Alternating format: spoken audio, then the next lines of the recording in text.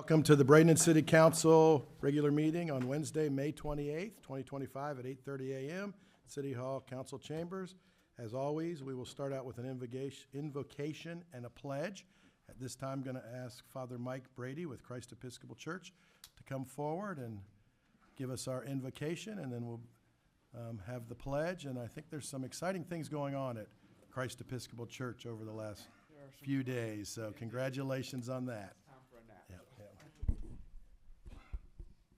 Let's take a moment and put ourselves in the presence of God.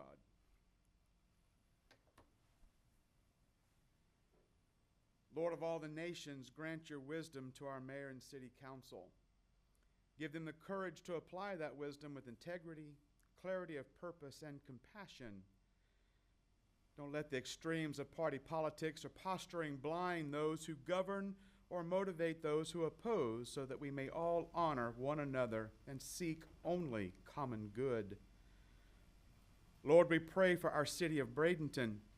Strengthen what is good within her and teach us to cherish it. Strengthen the insight of our leaders into what is best for the people, and give them the courage to argue for a future that will bring about the flourishing of our community. I lift up all law enforcement officers, first responders, and those who help those in need. Father, shield them with your loving presence, guard them in their work, and grant them hearts of compassion to ensure the safety and well-being of those that they encounter. Help us all to renew our commitments to one another, so that in our everyday lives we may bear one another's burdens and rejoice to share one another's joys. We pray this in the name of your blessed Son, our Savior, Jesus Christ, who lives and reigns with you and the Holy Spirit, one God, now and forever. Amen. Amen. I'm going to ask Vice Mayor Kramer to lead us in the pledge. I pledge allegiance to the flag of the United States of America and to the republic for which it stands, one nation, under God, indivisible, with liberty and justice for all. Thank you, and again, good morning. At this time, we will call the meeting to order. Madam Clerk. Item 3A is a proclamation for Code Enforcement Officers Appreciation Week, which I'll read on behalf of the mayor. Whereas code enforcement officers provide for the safety, health, and welfare of the citizens in this community through the enforcement of building, zoning, housing, animal control, fire safety, environmental, and other codes and ordinances. And whereas code enforcement officers are often not credited for the jobs that they do in saving lives and improving neighborhoods. Every day, assisted by support and program staff, they provide quality customer service to the public for the betterment of the community. And whereas too many times their efforts go unnoticed, even after code compliance has been accomplished due to their efforts and expertise. And whereas code enforcement officers are dedicated, well-trained, and highly responsible individuals who take their jobs seriously and are proud of their department and the local government within which they serve. Now, therefore, be it resolved that I, Jean Brown, as mayor of the city of Bradenton, Florida, do hereby proclaim the week of June 2nd through the 6th, 2025 as Code Enforcement Officers Appreciation Week, and urge all citizens to express appreciation for the dedication and outstanding service provided by the code enforcement officers. Signed, Jean Brown, Mayor. Thank you. And who do we have receiving this? Mr. Wilker and crew. Good morning. Thank you, Mayor and Council. Here are our code enforcement officers and our code enforcement coordinators. We have a few new faces, so I just would like to introduce them. First, we have Candy, who's our kind of new code enforcement coordinator who works behind the scenes. She started in November. We have Mike McGinnis, of course, our senior code enforcement officer. We have Frank, who started in December. We have Rodney, our newest code enforcement officer, who started 2 weeks ago. And we have, of course, Doug, who started 3 years ago or something like that, so you know him. We still have one open position that we're interviewing code enforcement people for, so we hope we can fill that position. Probably we make a decision this week, so we have a few more interviews. I want to thank you, and I want to thank the rest of your council and everybody for their support, Mr. Perry. And I want to say one more thing, because it's a special day today. I want to thank Chief Bevan for her support for all these years that she was with us for code enforcement. I want to wish you best in your retirement, and I'm looking forward to working with Councilman Kramer when he gets appointed to be the new police chief. I remember him when he was a sergeant. So do I. Thank you very much, I appreciate it. Thank you, appreciate you guys. Why don't you come up here and we'll get a picture? Mayor, can I just say something real Sure, quick? yep. I just want to, point out that it's been kind of a hallmark year for code enforcement. They've done a lot of really good things, and they have throughout my 4-year tenure. But this year, they really kind of tightened down, and we had a bunch of cases that had to go to court, and it was kind of novel as far as is going to the circuit court to get enforcement action, because that was the only options that were left. And you probably remember some of this property. You and I were out there with Volker, his team, Mike and folks. They've done a great job with their policy development, with the training on it. Mike has a new extended pole to reach signs that are higher than, doesn't have to get up on a ladder. And so their equipment as well as their operations, they just really have done a good job this year. And obviously with our addition of Frank Rodney and Candy, we're filling the gaps and just trying to make sure we get full coverage for the city enforcement. It's a, delicate balance that they do, and they do it well and professionally. And when people get to see you, they're not always happy to see you. Yeah. But obviously, we just have rules and policies. So, all right, well, thank you very much. We'll get a picture.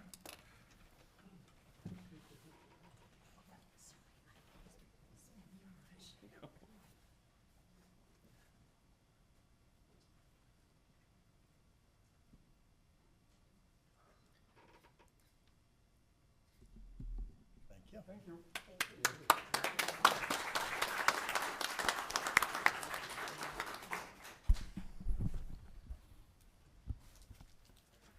Madam Clerk. Our next proclamation is for National Garden Week, June 1st through the 7th, 2025. Whereas gardeners have a passion for nurturing the beauty and resources of the earth through planting of seeds, the care of all plants, and the riches of their efforts. And whereas gardeners seek to add beauty, splendor, fragrance, and nutrition to our lives through growing of herbs, vegetables, foliage, and flowers. Whereas gardeners work to preserve our country's traditional spirit of independence and initiative through innovation and hard work. And whereas gardeners advocate for the importance of all creatures, large and small, that share our world and their roles in a balanced and productive ecology. And whereas gardening furnishes a challenging and productive activity for our citizens, for those just learning, as well as those having years of experience. And whereas gardening promotes a healthy lifestyle that lasts a lifetime, helps reduce stress from other areas of our life, teaches that rewards can come from diligent efforts. And whereas gardening enables members of garden clubs across the nation and the world to make a world of difference in the communities where they reside and work. Now therefore be it resolved that I, Jean Brown, as mayor of the city of Bradenton, Florida, do hereby proclaim June 1st through the 7th, 2025, as National Garden Week in Bradenton, and acknowledge the importance of gardening and the numerous contributions of gardeners. Signed, Jean Brown, Mayor. Thank you. Who do we have here? Anybody? Just saw you. Come on forward. Good morning and welcome. On behalf of the Manatee River Garden Club, we thank you all for your support. We are approaching our centennial, and we will be working with Councilman Barnaby to make some plans. Thank you. Perfect. Thank you. Councilwoman Barnaby? I was going to say, some of you may or may not remember when you had the statewide meeting, you had Mother Nature show up. that was fun. So I'm looking forward to continuing to partner with the Manatee River Garden Club. They do such an awesome job. And I know at least of 3 or 4 people that I grew up with that were involved in your junior gardening club. Some of them became floral designers. Some of them became landscape architects. So you never know what's going to come from that little pebble that you throw out into our community. We're very Thank you. proud this year. We also gave out 4 scholarships to young people going to university for ecology, landscaping, and returning to our community. So we're very proud of that. Wonderful. Congratulations. Thank you. If you want to come up forward, we'll get a picture.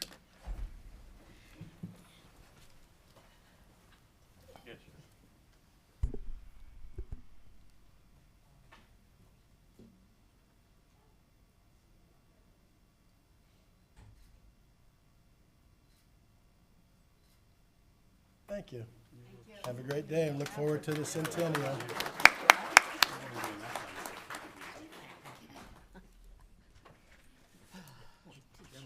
Madam Clerk. Item 4A is the quarterly employee recognition. Who do we have coming forward? Ms. Standifer and Nilsa Taylor are going to start us off. Thank you. Thank you. Good morning, Mayor, City Council, Mr. Perry, Mr. Rudisell, Chief Bevan, Chief Gear, Nilsa Taylor, Director of Administrative Services. Today gives me great pleasure to recognize several employees for exemplary leadership, teamwork, and commitment, outstanding support to another department, and creativity in a new and innovative work processes. Employees were nominated by their peers, supervisors or directors, and were evaluated and reviewed by City Administration, Chief Operating Officer, Administrative Services, and Human Resources. Based on these accomplishments, we are pleased to announce Team of the Quarter, Employee of the Quarter, and 2 runner-ups. With that, Mr. Perry? No? Ms. Standifer. Okay, thank you. Good morning to all. At this time, if Ms. Tiffany Shattuck will come up.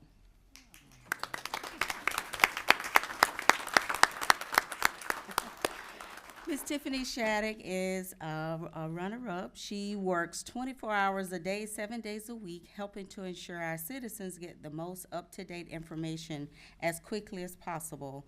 She is tasked with the duty of putting our citizens' well-being first and simultaneously keeping our elected and administrative staff informed of potential issues happening throughout our city. She consistently goes the extra mile to get the information to produce high-quality product and educates herself on most any topic, even though it is not in her area of expertise. During the hurricane crisis, Tiffany worked tirelessly to help calm our citizens during a very stressful crisis. She was setting up interviews, posting social media, writing press releases, updating the webpage, and fielding calls from outside agencies as well as our own staff. Although Tiffany was operating on little to no sleep, she maintained her professional composure and was an excellent representative for our city. It was her hard work that kept our citizens informed of the very serious situation that was happening. She has a strong work ethic and will take on outside projects even when her workload is at capacity. She is creative and looks for innovative ways to promote our city. She is never satisfied with just getting it done. She consistently strives to help us be the friendly city. Thank you so much for your dedication and creative thinking that keeps us moving forward. She has proven her commitment to our city in sunny days and in our time of need. Thank you so much, Tiffany.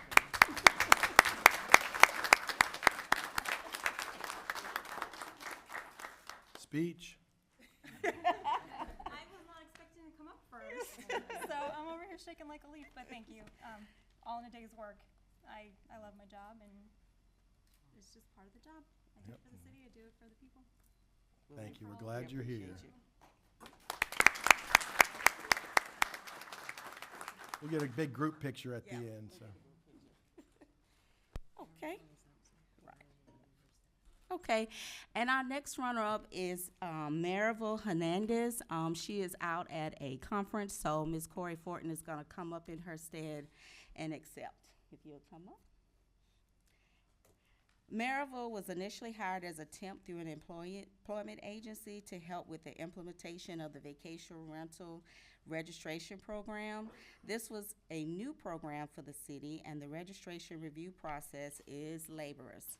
As the program was new to the city, the process of learning the third-party vendor system, the proper documentation required, and the process of conveying this to the registrants, who were oftentimes confused and combative, was an enormous undertaking.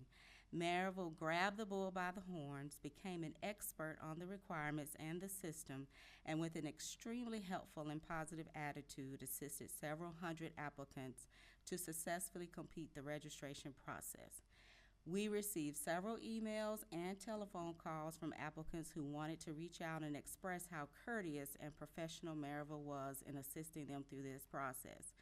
Maribel was absolutely instrumental in making this program a success. We are very fortunate to have her on Team Bradenton. So, thank you very much.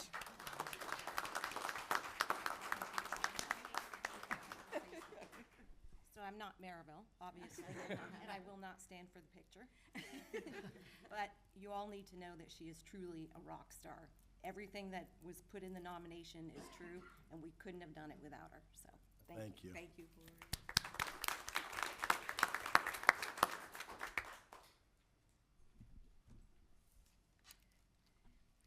Thank you. Next, we'll be announcing Team of the Quarter. Officer Jeff Fox, Officer Connor Horsley, Officer Enzo Rovira, Detective Carl Jones, Officer Kevin Williams, and Reserve Officer Brian Wingate. If you would please step forward. Excellent, thank you. Recently, the police department has underwent a transition to a new duty weapon system with advanced technology. This team of officers collaborated, researched, and developed both on and off-duty and elite training lesson plan, PowerPoint lecture, demonstration, and real-world practical exercises while qualifying the entire agency in proficiency. These officers adjusted their schedules, family time, some on a very short notice, to accomplish the mission. In all, over 100 officers were provided training on this new system with no accident, and every member showing proficiency. The disciplined and professional demeanor that these officers project while teaching their students and working in their normal tasks, along with extreme safety measures, commands respect by their fellow officers without request. This team of officers are constantly collaborating and listening to the students in conjunction with various standards to enhance the training environment. These dedicated officers, true to their passion and trade, reach into their own pockets to purchase advanced training equipment for the betterment of everyone. It gives me great pleasure to recognize an outstanding team of officers as employees of the quarter.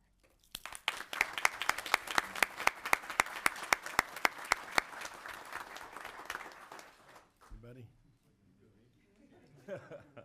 I want to first thank the officers that couldn't be here. They were a huge part of this program as well. A huge thank you to Kevin Williams for kind of running the logistics and allowing myself, Carl Wingate, and the others to kind of have fun out on the range, as we're not paperwork or computer guys at all. So thank you, Kevin, for that. A lot of professionalism, a lot of pride out there. The guys and the team did exceptionally well, and we're very thankful for this recognition and this honor. Appreciate it. Thank you. Appreciate you guys. Vice Mayor Kramer. Thank you. I have some training, I believe, this afternoon with Officer Williams, so I'll hear all about this. I've not been trained on that duty weapon yet, but hopefully pretty soon. Okay. And Officer Wingate, was it a surprise for this happening when you walked in and worked as a reserves officer here? Okay, all right. Congratulations, all of you. Thank you, appreciate it. Photo. Oh, we'll get it all at the end, everybody together. Yep, we'll get it. Stay, don't leave yet, please. Just used to it. I know, I'll just do one. Thank you. And lastly, we are announcing Employee of the Quarter, Nick Orlowski. Would you please?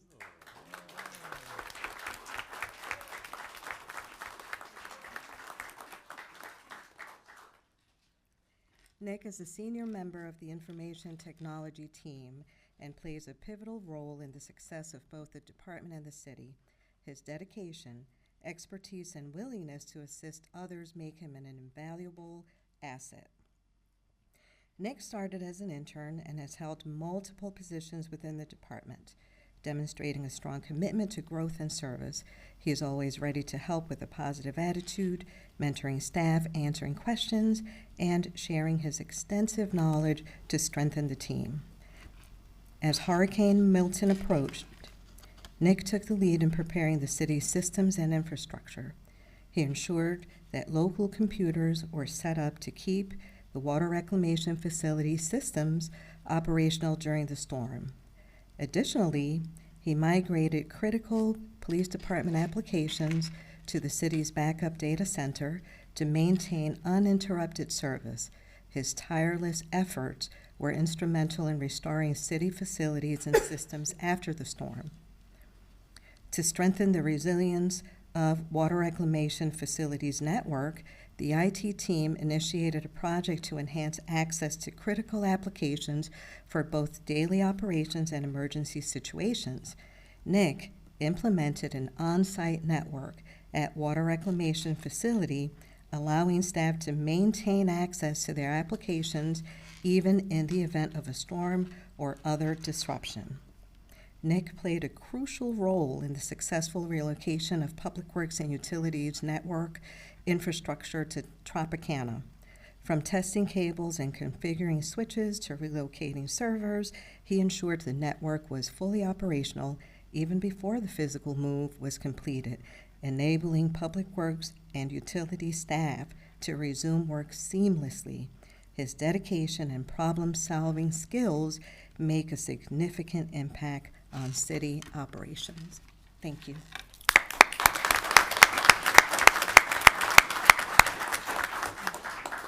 Didn't know I was talking today.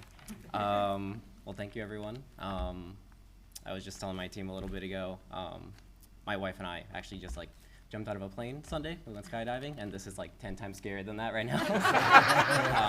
As you can imagine, that's why I'm IT, and I like to try to hide behind the scenes. But yeah, been here 9 years. I still love coming to work. Got a lot of good projects coming up with the new police station, new fire too.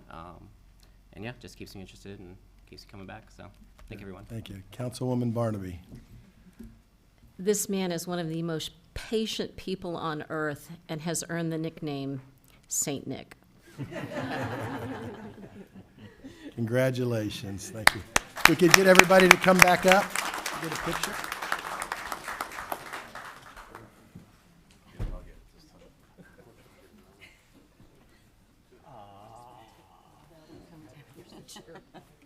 He's faster. Officer Wingate. 10 o'clock, oh, that's right, 10 o'clock. I'll take my chances.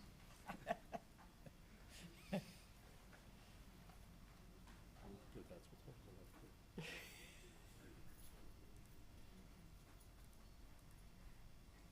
Thank you. Having to walk today, it's hot in here.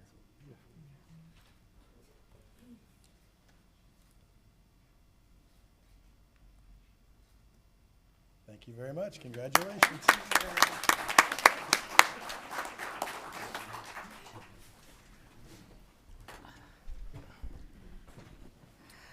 Madam Clerk. Item 5 is citizen comments. Citizen comment, thank you. At this time, we will accept citizen comment, and this is accepted during our citizen comment portion of the meeting on any non-agenda item, agenda item, future agenda item, or topic of relevance to the city. Comments will be accepted on public hearings at the appropriate time. And as we always say, you come up, you have 3 minutes, state your name and your city of residence, and you have your 3 minutes. But we do ask and remind everybody in the audience that we don't accept yelling from the audience. That quorum is important. This is a business meeting, and any type of outburst, you'll be asked to leave the room. So thank you very much. First one I have is Linda Seabolt.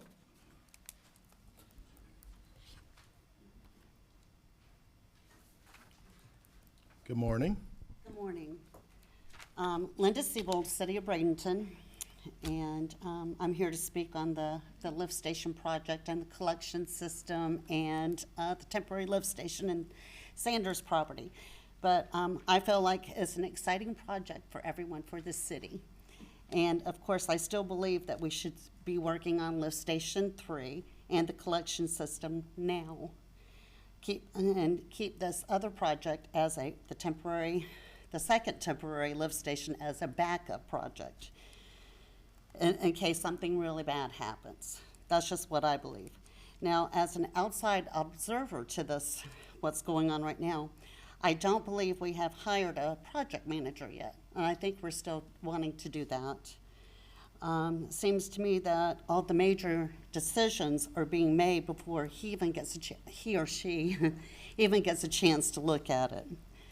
And are we planning on putting all the utilities in the road once it's opened up? The electric, the cable, water pipe upgrades, whatever needs to happen. And I think we need to treat this as a very simple project as possible. And I think we will have better results. Don't let anyone tell you that it's not simple, because we do this all over the country and the county and here locally every day, or every month anyhow. And Manatee County and the city of Bradenton Beach fairly recently upgraded the whole sewer system out there. They included putting all utilities underground. Woodruff and Sons were consulted with this project. Again, I'm very excited about this project, and I hope we will make it successful. Thank you. Next, we have Glenn Gibolina. Please come forward and state your name and city of residence, and you have 3 minutes.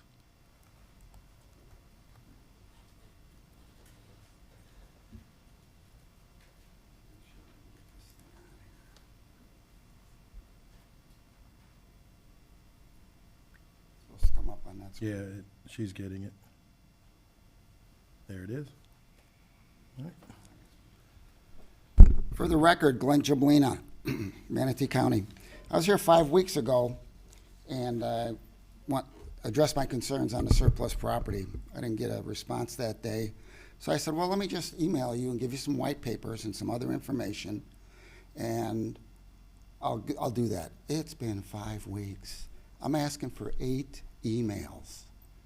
I don't know what the big deal is. Anyways, I did contact Mayor Brown, and I did get a response from records request this morning. Oh, we're channeling it to the right folks. It's unacceptable. I do stuff with the county all the time, 10 times this volume, and it's done in a couple of days. The other thing I want to talk about is good to see you at Memorial Day, and I am big on civil liberties. So when they're violated, I get concerned.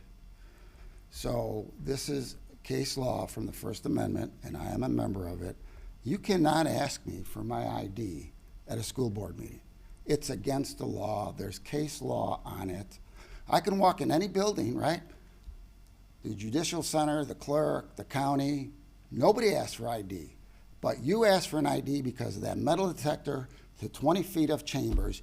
You think pedophiles and open warrants are going to save the kids from jumping out of that elevator. It's ridiculous. Anyways, you can't do that. Please correct it by the next time, because I am going to the And I talked to your officers, and I said, look, you can't do that. They ignored me completely. I hope you correct it, Chief. In the meantime, I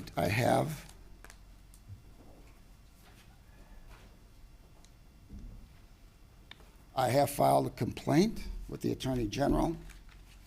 I have copied everybody in that, the school board. I filed a complaint against the school board as well. I take my freedom very seriously.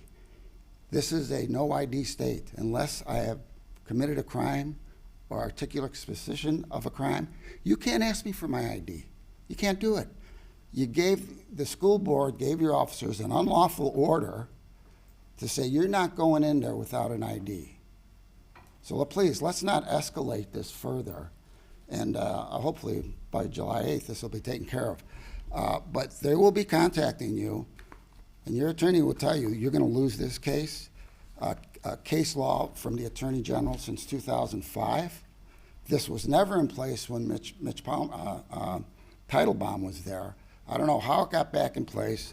It's against the law. You can't do it. Save the taxpayers some money, because if these guys get involved and the Attorney General, it's going to cost you a ton, and you're going to lose anyway. So please, do the right thing. Protect my civil rights. Thank you. Have no other comments. I'll make a couple if we'll go to council and chief maybe. On the lift station, I know everything is being processed through. Things are talked about every day, Mr. Perry and I and Mr. Williams and others. So that is an exciting project, as we know, and obviously everything that's being done is setting it up to succeed and do it as quick as possible. So that's the most important. And then going to, we don't control the school board rules and regulations. We just do what we're told. And if they have a problem that they think it's on the school board, not the city of Bradenton. And, but obviously our officers would never try to do anything other than what they're being directed by, because they're hired by them. Correct. So, yes. And they're being paid by them. Correct. Correct. So that will be a school board issue to deal with. And again, I don't know what their rules are or what they do, but we don't do it here at City Hall. So any other comments or? All right, moving forward. Thank you very much. Madam Clerk. Item 6 is the consent agenda, and staff is requesting approval of items A through F. All right, Chair will entertain a motion. And Mr. Perry. Mayor, I've had the opportunity to meet and confer with the entirety of council on items A through F and answer questions as best as I could and provide additional information when asked. And with that, I think that it's presented before council for approval. All right. Chair will entertain a motion. Anybody? Make a motion to approve. I'll make a motion to approve the consent agenda as listed. All right, and second by Mrs. Moore. Thank you. Any other comments? Hearing none, we'll start the vote in Ward 5.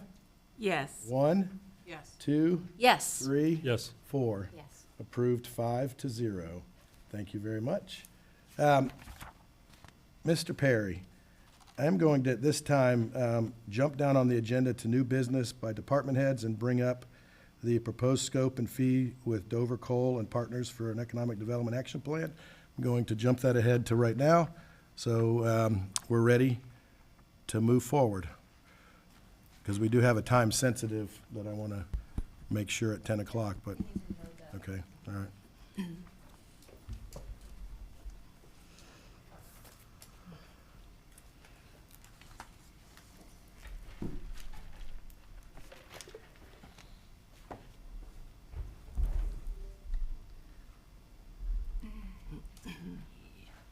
There you go. And then, how do I advance here?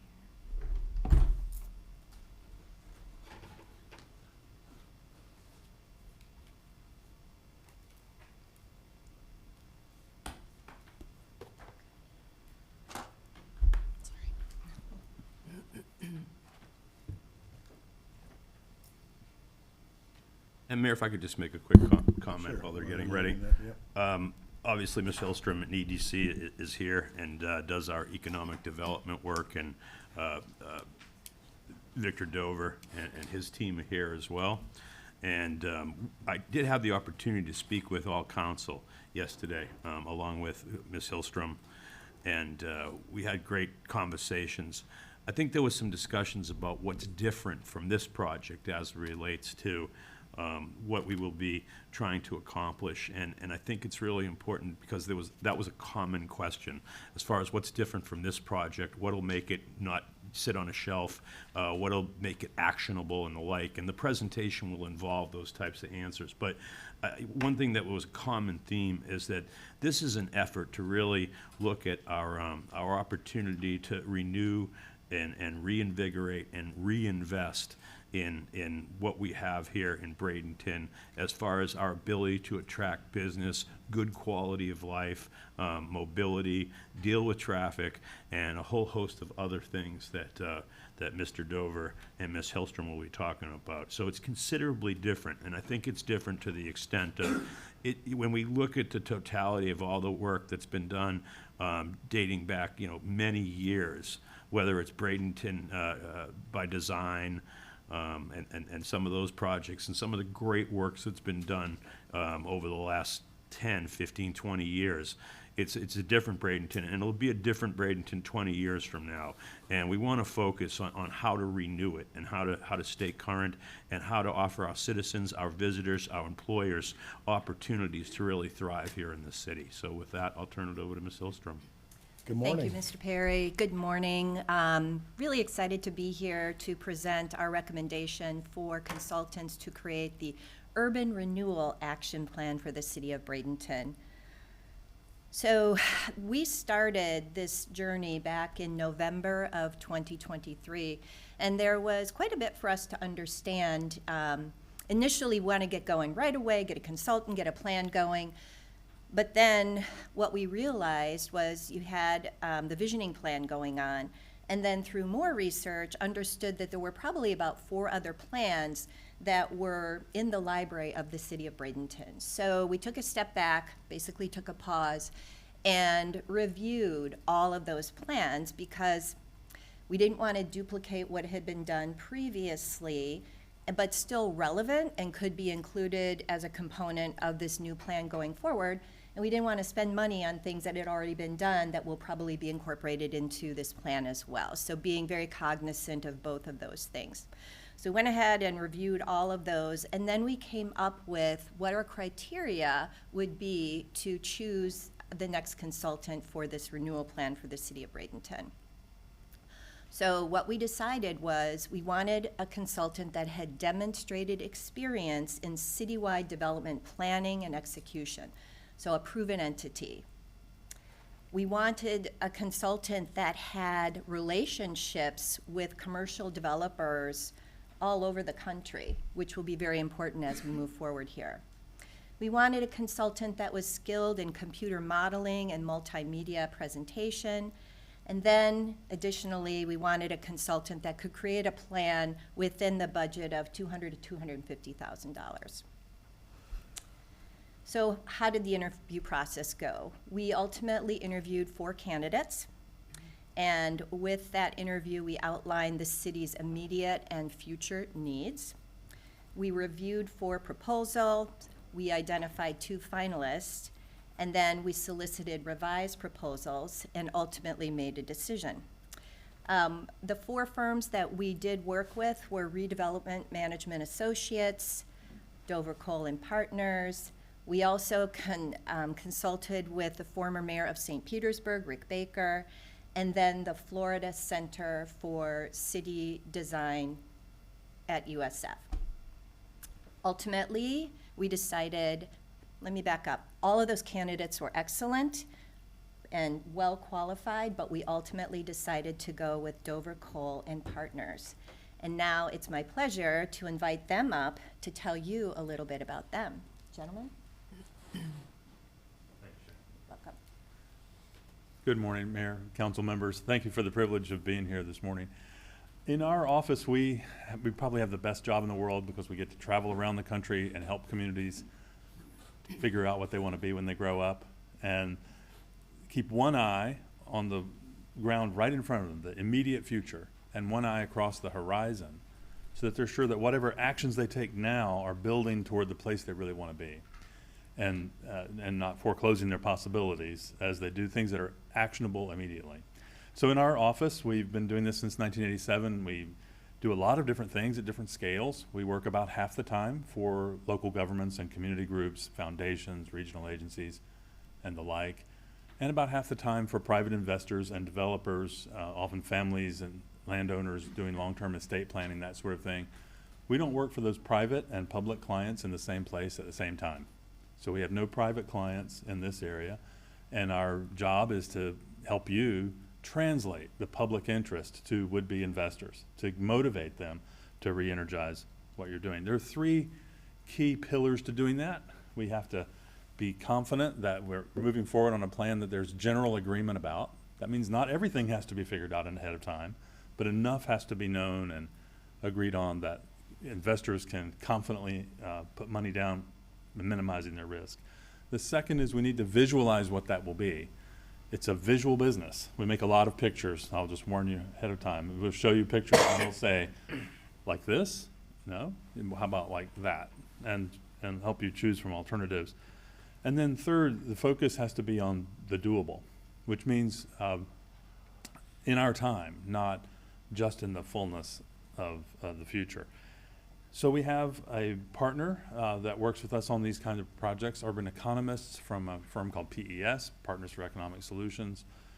We've managed to do this kind of work with them all over the country. Our urban economists work the business side while we're working the design and planning side. This is just a little list of some of the kinds of communities that have had us come work, and of course we're grateful for the chance to work for private investors as well. Translators is often how we find ourselves serving, because investors and developers speak a different language. They think about things differently than community groups and local government, and so we often find ourselves in the position of bridging those two groups. Just a last little bit of chest beating here. I'm super proud of this. Over the last couple of decades, we've contributed heavily to the basic bookshelf on planning, and really all the major textbooks on planning over the last couple decades have featured our projects on the cover, or we wrote a chapter or what have you. And I wrote this big fat book on street design. Fair warning, I'll just tell you now, I think street design is the one thing we can least afford to get wrong, and the one thing most often gotten wrong. So we'll constantly talk about the public realm between buildings, not just the private realm inside buildings. So that kind of work has led us, as I said, all over the country and sometimes abroad. But our favorite thing to do is work here in our home state. My office is located in Coral Gables, and Andrew, Senior Project Director for our firm, here he is. Andrew Georgiadis is located in Sarasota. So we're not far away, and we're eager to jump in on this. Andrew will talk a little bit more about some examples and cover some of our history with Bradenton. Thank you. Welcome, Andrew. Thank you very much, Mayor. And as Victor had mentioned, we have Andrew? just... Oh, yes. Even last night, you were kind of quiet. You might have to articulate a little bit more. I see. I know. My name is Andrew Georgiadis. Is that better? And as Victor had hinted at, we have a few images here showing some small and medium-sized cities in Florida that have some similar characteristics. And of course, I moved to Sarasota ultimately because of the work on the form-based code many years ago in 2010. And I was coming to Bradenton very often, and then eventually Sarasota asked me to join their planning department in order to do some code work there. And so these are the images from that effort. And then also on the East Coast, there are some smaller revitalization projects, such as the Jupiter Waterfront, which these are some of the shred images. And also this, which is a rendering from Winter Park, Florida, showing the gateway to Rollins College, which ultimately was built like this. And then also the street design for Park Avenue, which is the main thoroughfare of Winter Park. And so this is the result of the code and the street design work done there. Most recently, we have a project in Venice So just to the south of here, and this one is actually not the Venice Island portion, but the industrial portion that's to the east of Tamiami Trail. And Victor, I think you're. You know, Venice benefits from a plan from the patron saint of urban designers and city planners, John Nolan, who was the first American to call himself a professional city planner. But he designed Venice and then also laid out a street grid for what's called the seaboard area, adjacent to the intracoastal these days. There was no intracoastal when he drew the maps originally. So that area built up along the rail line as an industrial area, but now it is evolving to become a mixed-use area. And I'll just show you a couple of before and after pictures of what's going on there. The city invested in some property, and the plan is to really remake the relationship to the waterfront in that area so that the east side of Venice can hold up to the standard of the west side of Venice. We have a lot of projects on the Gulf Coast, so I'll just show you some of the ones that we're active on at the moment. Under construction in Estero is the what we call the Lee Health Village. Lee Health Authority owned that land, and one of their board members said to us, as hospital operators, they're in the medical repair business. Shouldn't they be in the wellness business? Could we design a neighborhood that would be a model for active living by design, get people into fresh air, sunshine, and interaction with one another, and keep them out of the hospital? So that in the end was the inspiration for the Lee Health Village. Just a bit about process, which is illustrated here by a project in South Downtown Atlanta. What we try to do is create, in bursts of activity, an information-rich environment for the leaders and decision makers. We're not going to make those decisions for you, but we'll lay out choices and we'll explain paths forward and what's easy or medium or difficult. And so that kind of work we're doing for many cities around the country, including South Downtown. You probably know Atlanta a little bit. That's Peachtree Street. And what we had to create was another visualization of what that could be if the space between the buildings was given as much importance as the square footage and the number of units and parking spaces inside them. And so I just show you that example as kind of typical for us because we're constantly working within contexts that have a deep history and maybe historic buildings, historic street grids, and so on, complicated land ownership patterns and what have you. But that shouldn't stop you. Sharon?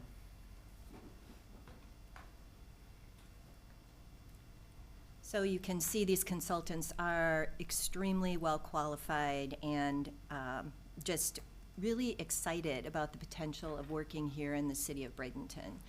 So now what I'd like to do is go over the components of the contract in more detail.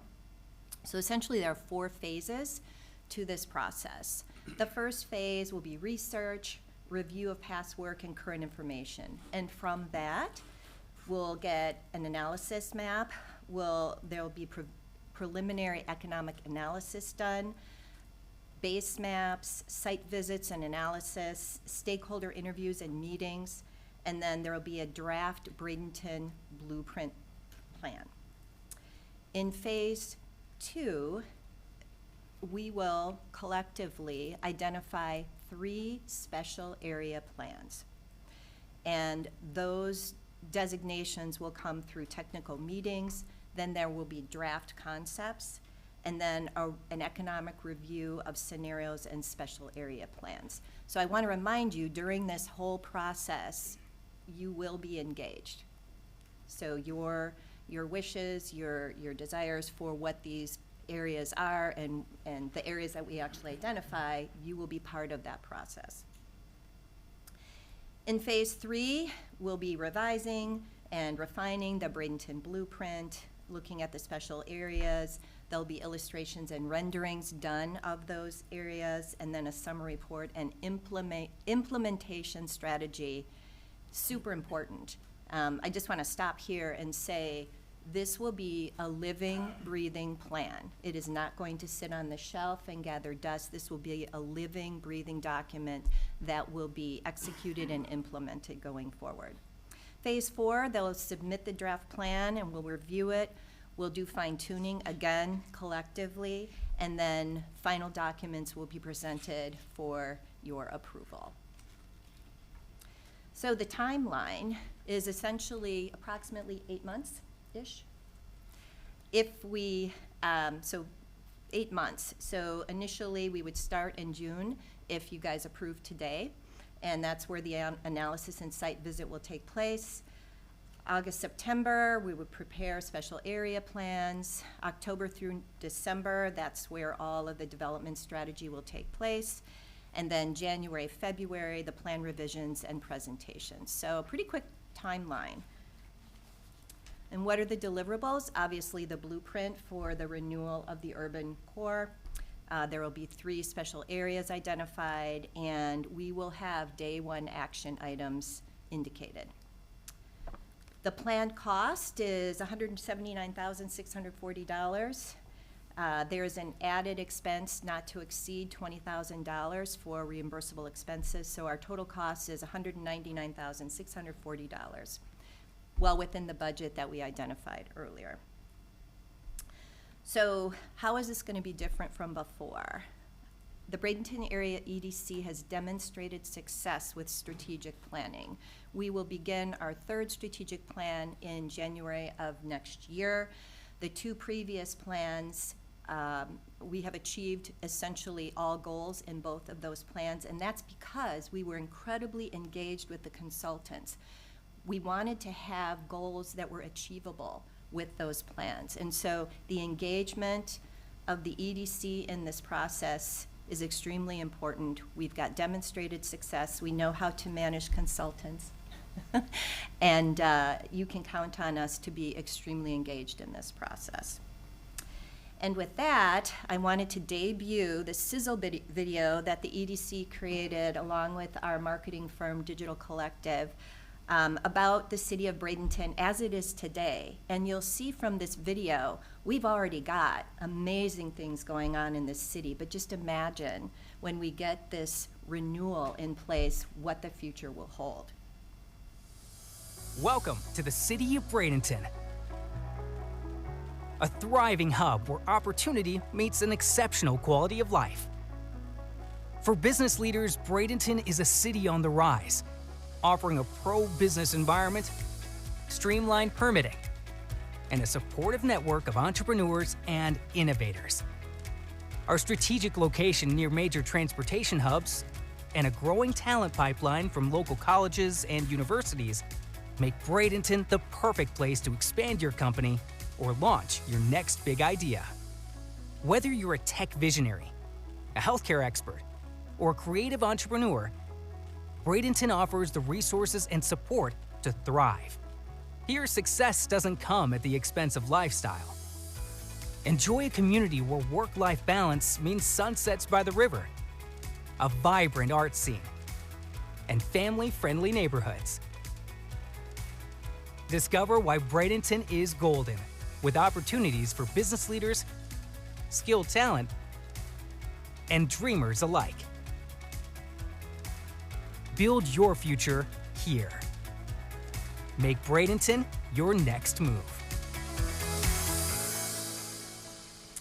So that's just one of the marketing tactics that we have in place right now. So with that, we're happy to entertain any questions you have. Questions? Who wants to be first? Ms. Coker? Well, not really a question. I mean, this is exciting for me, something I've, looked forward to, getting a great plan in place because I was involved with Downtown by Design, and I really think having a plan and working the plan was key to a lot of the successes that we have in the Riverwalk. I also was on the DDA at the time we went into form-based code, and I like a lot about form-based code, but there are a few things with that, especially, as you said, with the street design, the loss of trees, and the real closeness onto the street. And I'd like to kind of address that when we're doing all this. But that's probably for a later time, but I'm excited about this. Thank you. Vice Mayor Kramer? Thank you, and thank you all for the presentation, you too, sir. I guess the one question I had was, with the plans we've had in front of us before, and then all of a sudden we get basically the work product that comes and we all are like, this is nothing at all what we were talking about. What assurances of oversight will you provide to make sure our expectations are met on this project? Sure, obviously extremely important. As I mentioned before, we have significant experience working with consultants. I think oversight in the process is very important, clearly communicating what your expectations are. And again, the plans that we have produced for the EDC have been extremely successful. They are living documents. We refer to them all the time.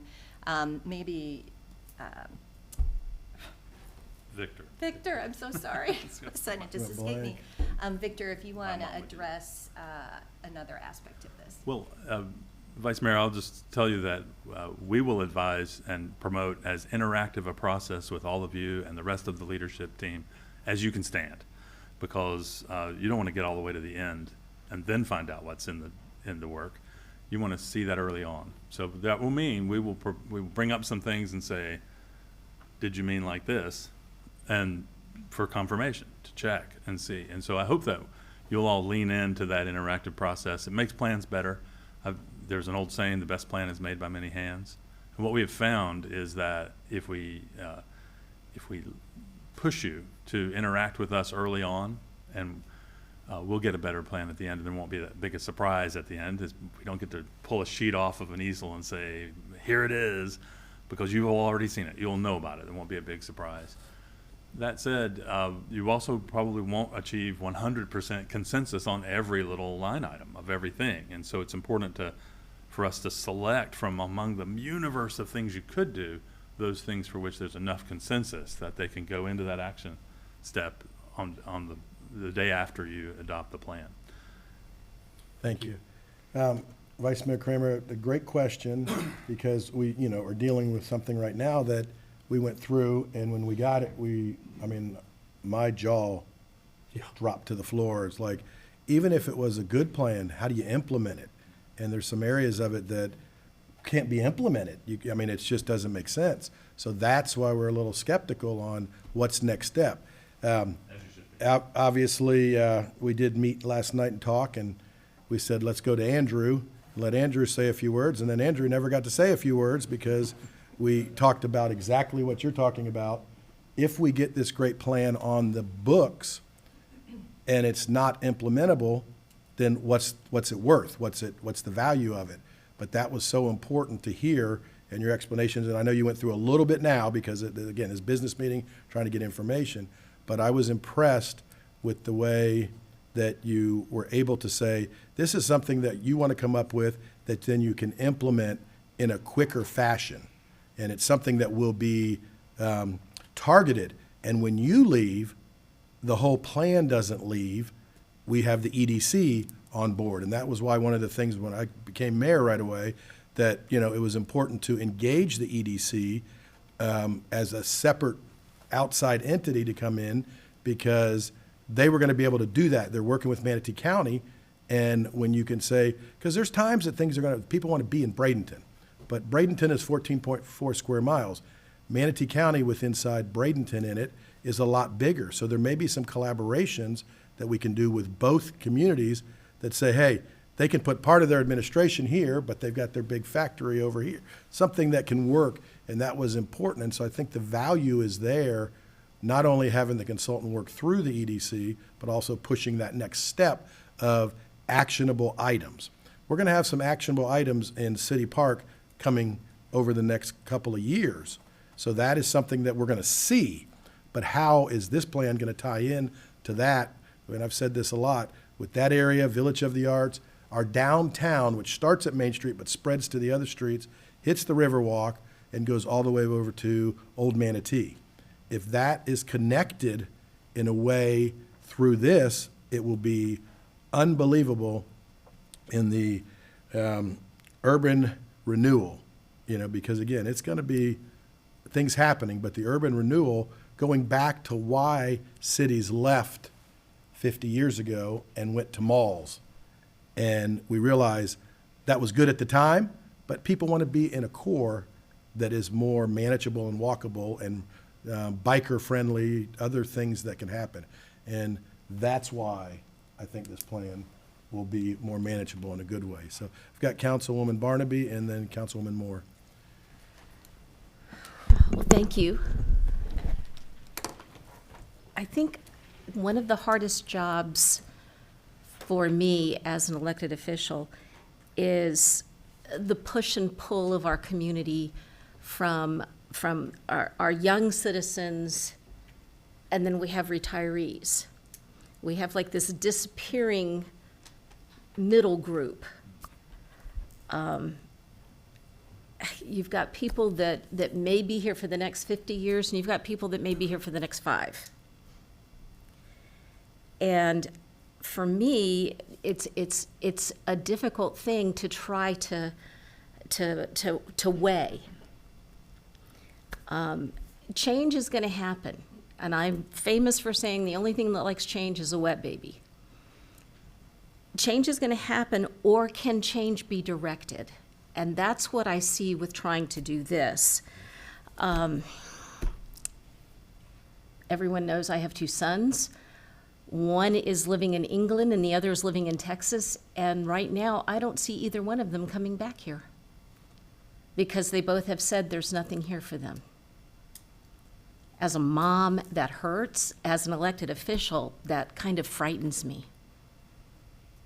So I think it's important that we do the reinvestment and the reinvigoration that we need to see in our downtown area, because if your downtown is more valuable, and those of us that sit up here and have to deal with a budget on a yearly basis, if your downtown is more valuable and brings in more ad valorem taxes, then that makes the tax burden lighter on those individual property owners out in the neighborhoods.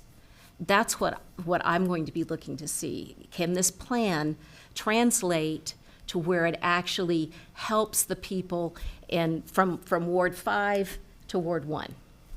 That's what I want to see. Councilwoman Moore.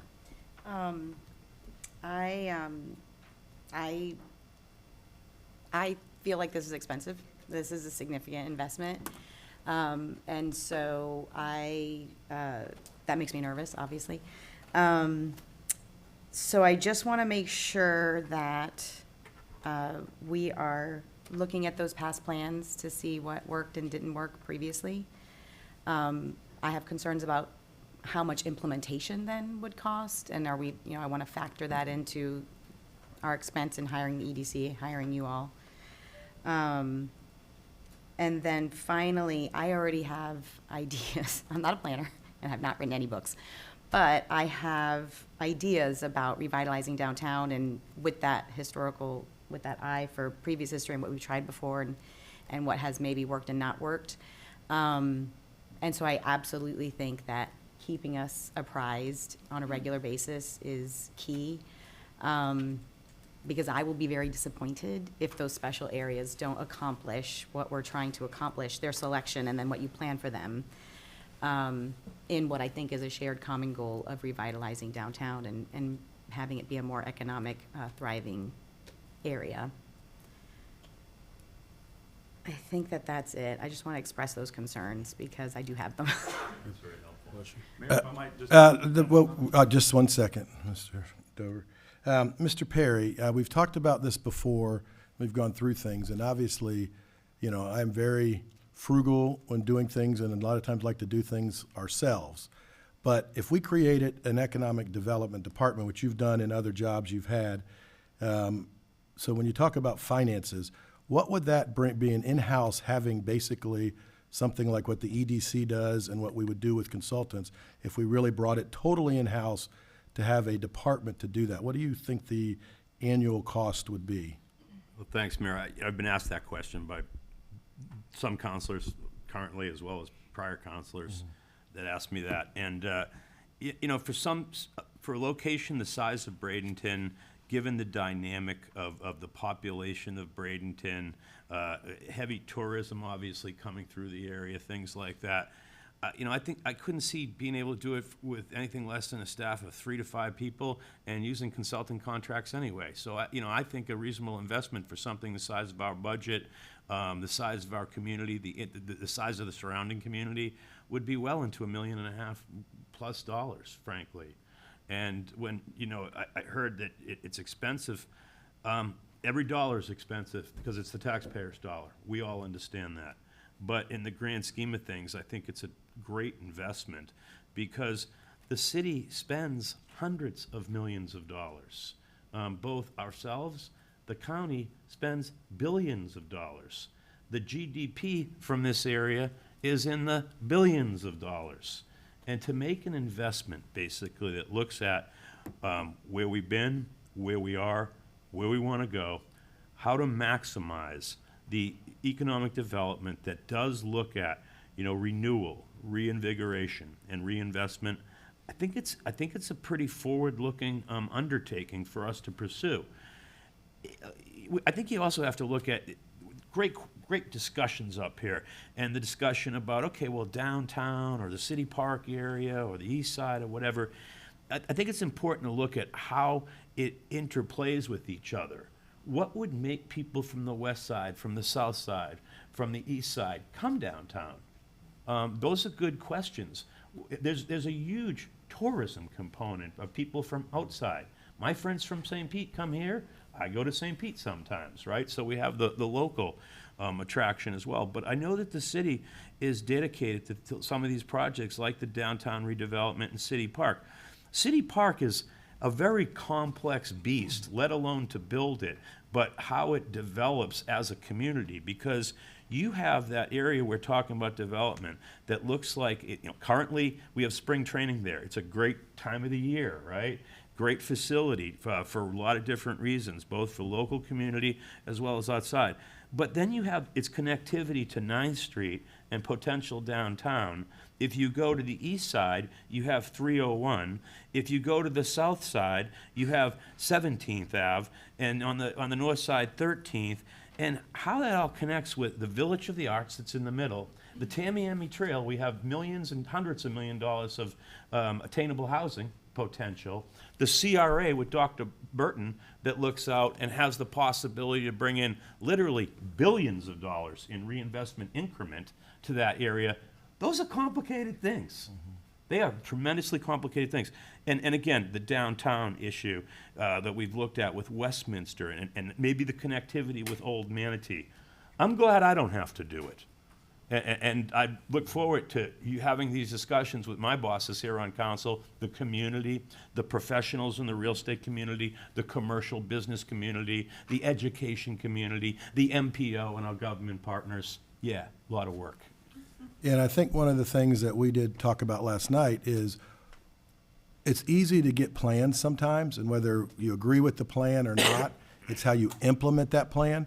And some of the things that we've done in the last 5 years is we're implementing some of the things that we see are going. And again, City Park's easy to look at. Some of the other Riverwalk, a little bit of Riverwalk kind of re-engaging one of the areas, especially Rossi Park, with some of the things that we've been able to do.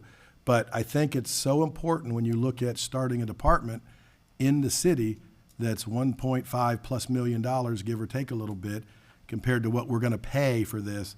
It is a good deal if we look at 8 or 9 months that now there's something implementable. And the reason I say that is because, you could give us a plan that it's great, but if there's no private investment, if there's no public investment, then what good is the plan? Or if the plan is not investable. And that's that we talked about.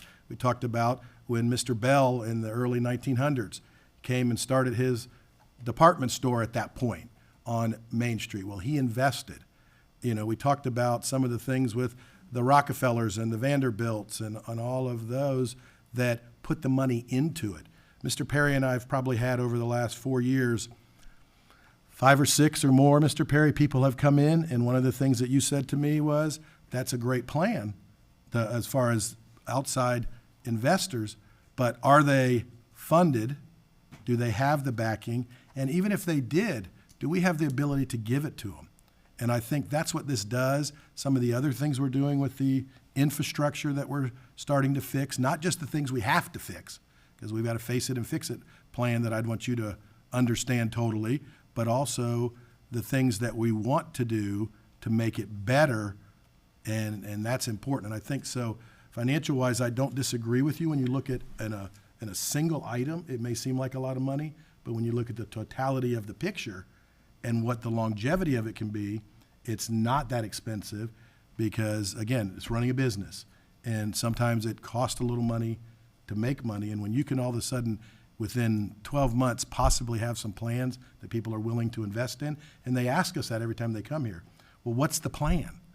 And I think with the EDC being involved, we have a master plan of our Manatee County that throws into the cities. And I'm hoping that Palmetto's listening now, that Palmetto is looking at some of the things that they need to do to have their plan, but it all plays into the master plan of Manatee County.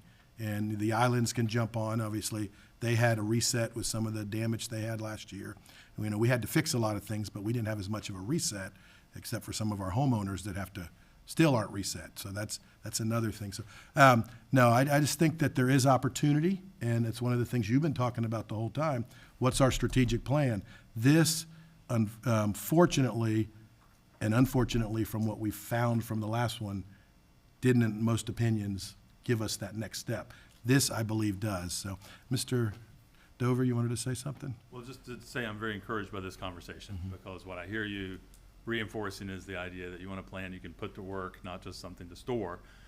It's usually when we come to a community, because planning is a verb, it goes on and then more of it goes on.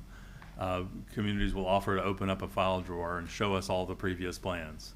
Or they'll, in some cases, they'll take us into a closet or a room full of previous plans, some parts of which have been implemented, some not. And so our very first step is to go through your closet of previous plans and studies, because we don't want to rework things that are still valid and useful.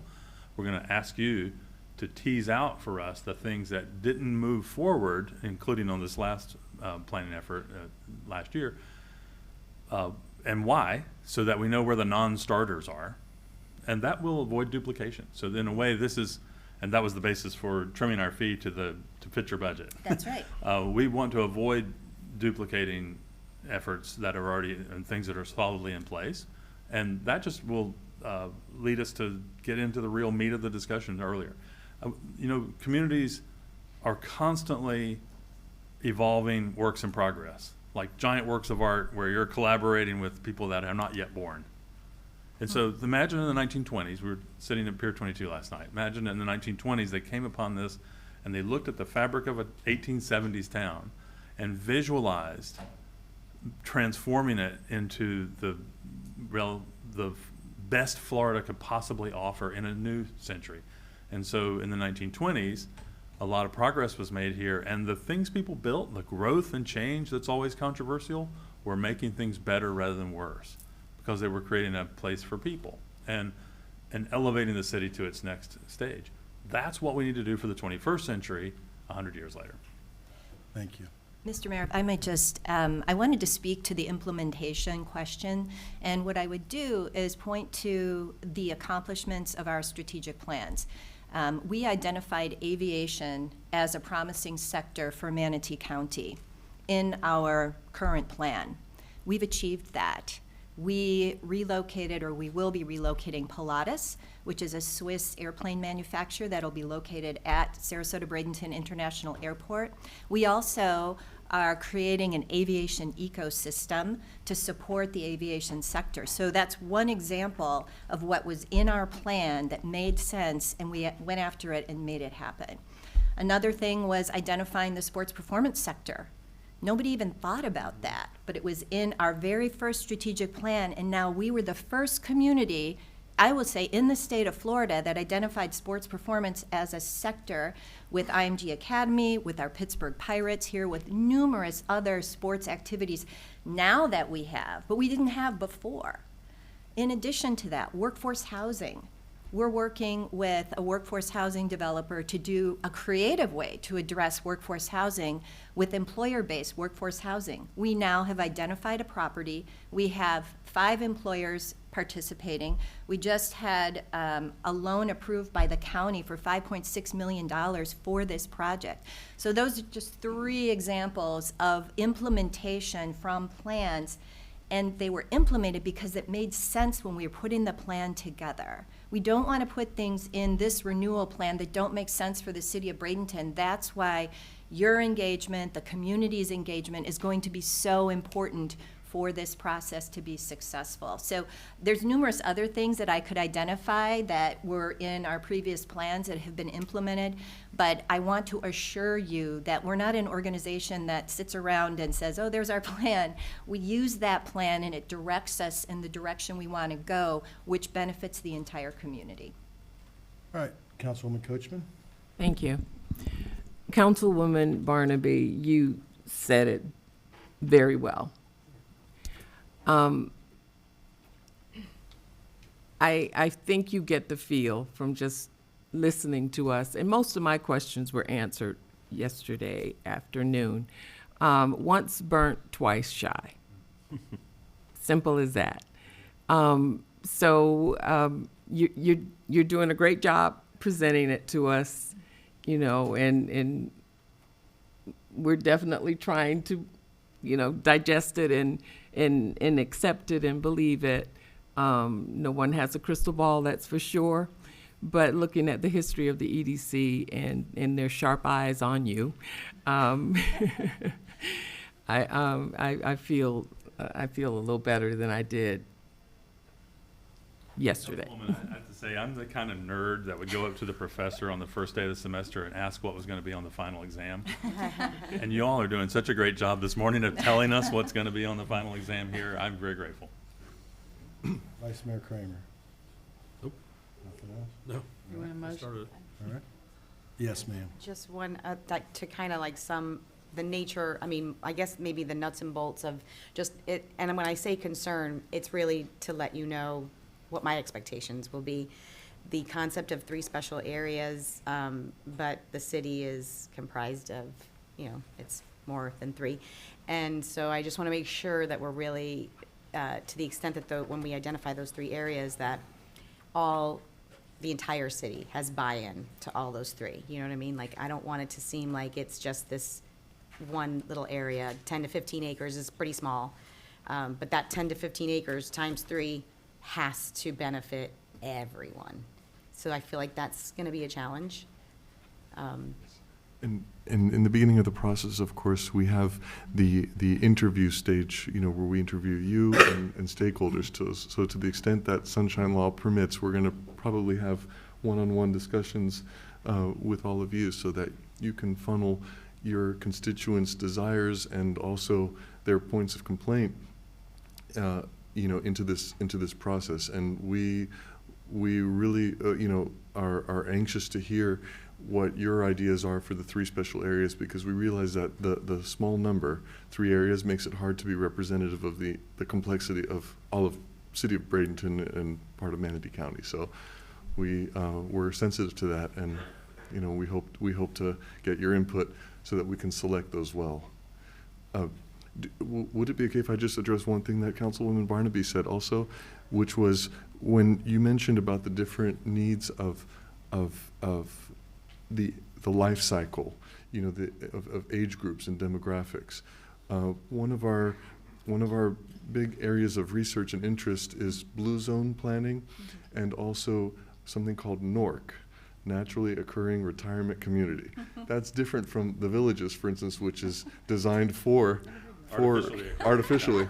But what we've noticed in our research is that there are places that, due to their wonderful qualities and attributes, they tend to attract people of a certain age demographic who want to walk and have social interaction and all those other things, which weren't meant necessarily to be the retirement community. But knowing that they have their own needs, we also then look at the young and the middle-aged and all the other strata, because as you know, we're all on the same journey through that life cycle, and so we do approach it with empathy, thinking, how would each group benefit and what are their needs? That's, as we talked, we'll get into the weeds in a workshop and a lot of stuff, and I know you're excited, but let's move on. The chair will entertain a motion to move forward. Mr. Mayor? Yes, Vice Mayor Kramer. Move to approve the proposed scope and fees from Dover Coal Partners to develop an economic action plan for the city of Bradenton in conjunction with the Bradenton Area Economic Development Corporation and direct the city's budget section to include funding for the fiscal year 2026 operating budget to fund this project. Second by Ms. Coker or Coachman? Coachman, go ahead. Ms. Coachman, all right, thank you. And we've had extensive discussion. We'll start the vote in Ward 1. Yes. 2, Yes. 3, Yes. 4, Yes. 5. Yes. Carries 5-0. Thank you, and now the pressure's on. So Thank you. appreciate it. I Yep. won't disappoint you. Thank you so much. All right, we're going to go ahead and take a recess for a few minutes for everybody to do what they need to do before we come back at 10 o'clock time certain.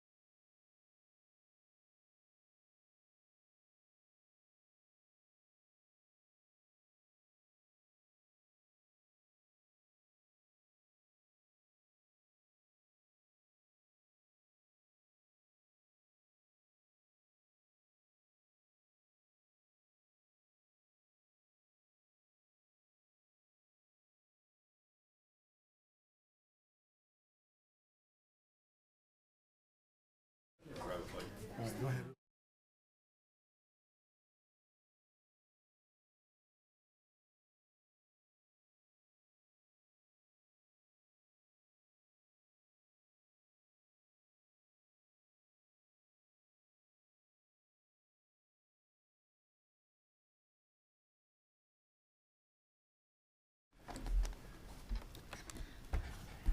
You guys ready in the back? All right.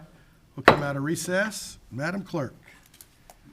The next item on the agenda is 7A, and this is the second reading and public hearing for ordinance 4059. An ordinance of the City of Bradenton, Florida, amending the City of Bradenton's land use regulations, Chapter 3, District Regulations, Section 3.2, Standard Land Use Atlas District Regulations, Schedule 3.2.1.2, Permitted and Special Uses, Mixed Use, and Non-Residential Land Use Atlas Districts, to add docks and piers as permitted or special use in the urban village zoning district, providing for codification, providing for ordinance, repeal of ordinances in conflict, providing for severability, and providing for an effective date.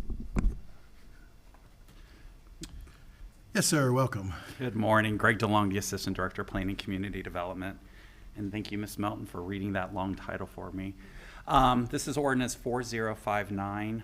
This is the text amendment to the land use regulations to permit docks in the UV zoning district.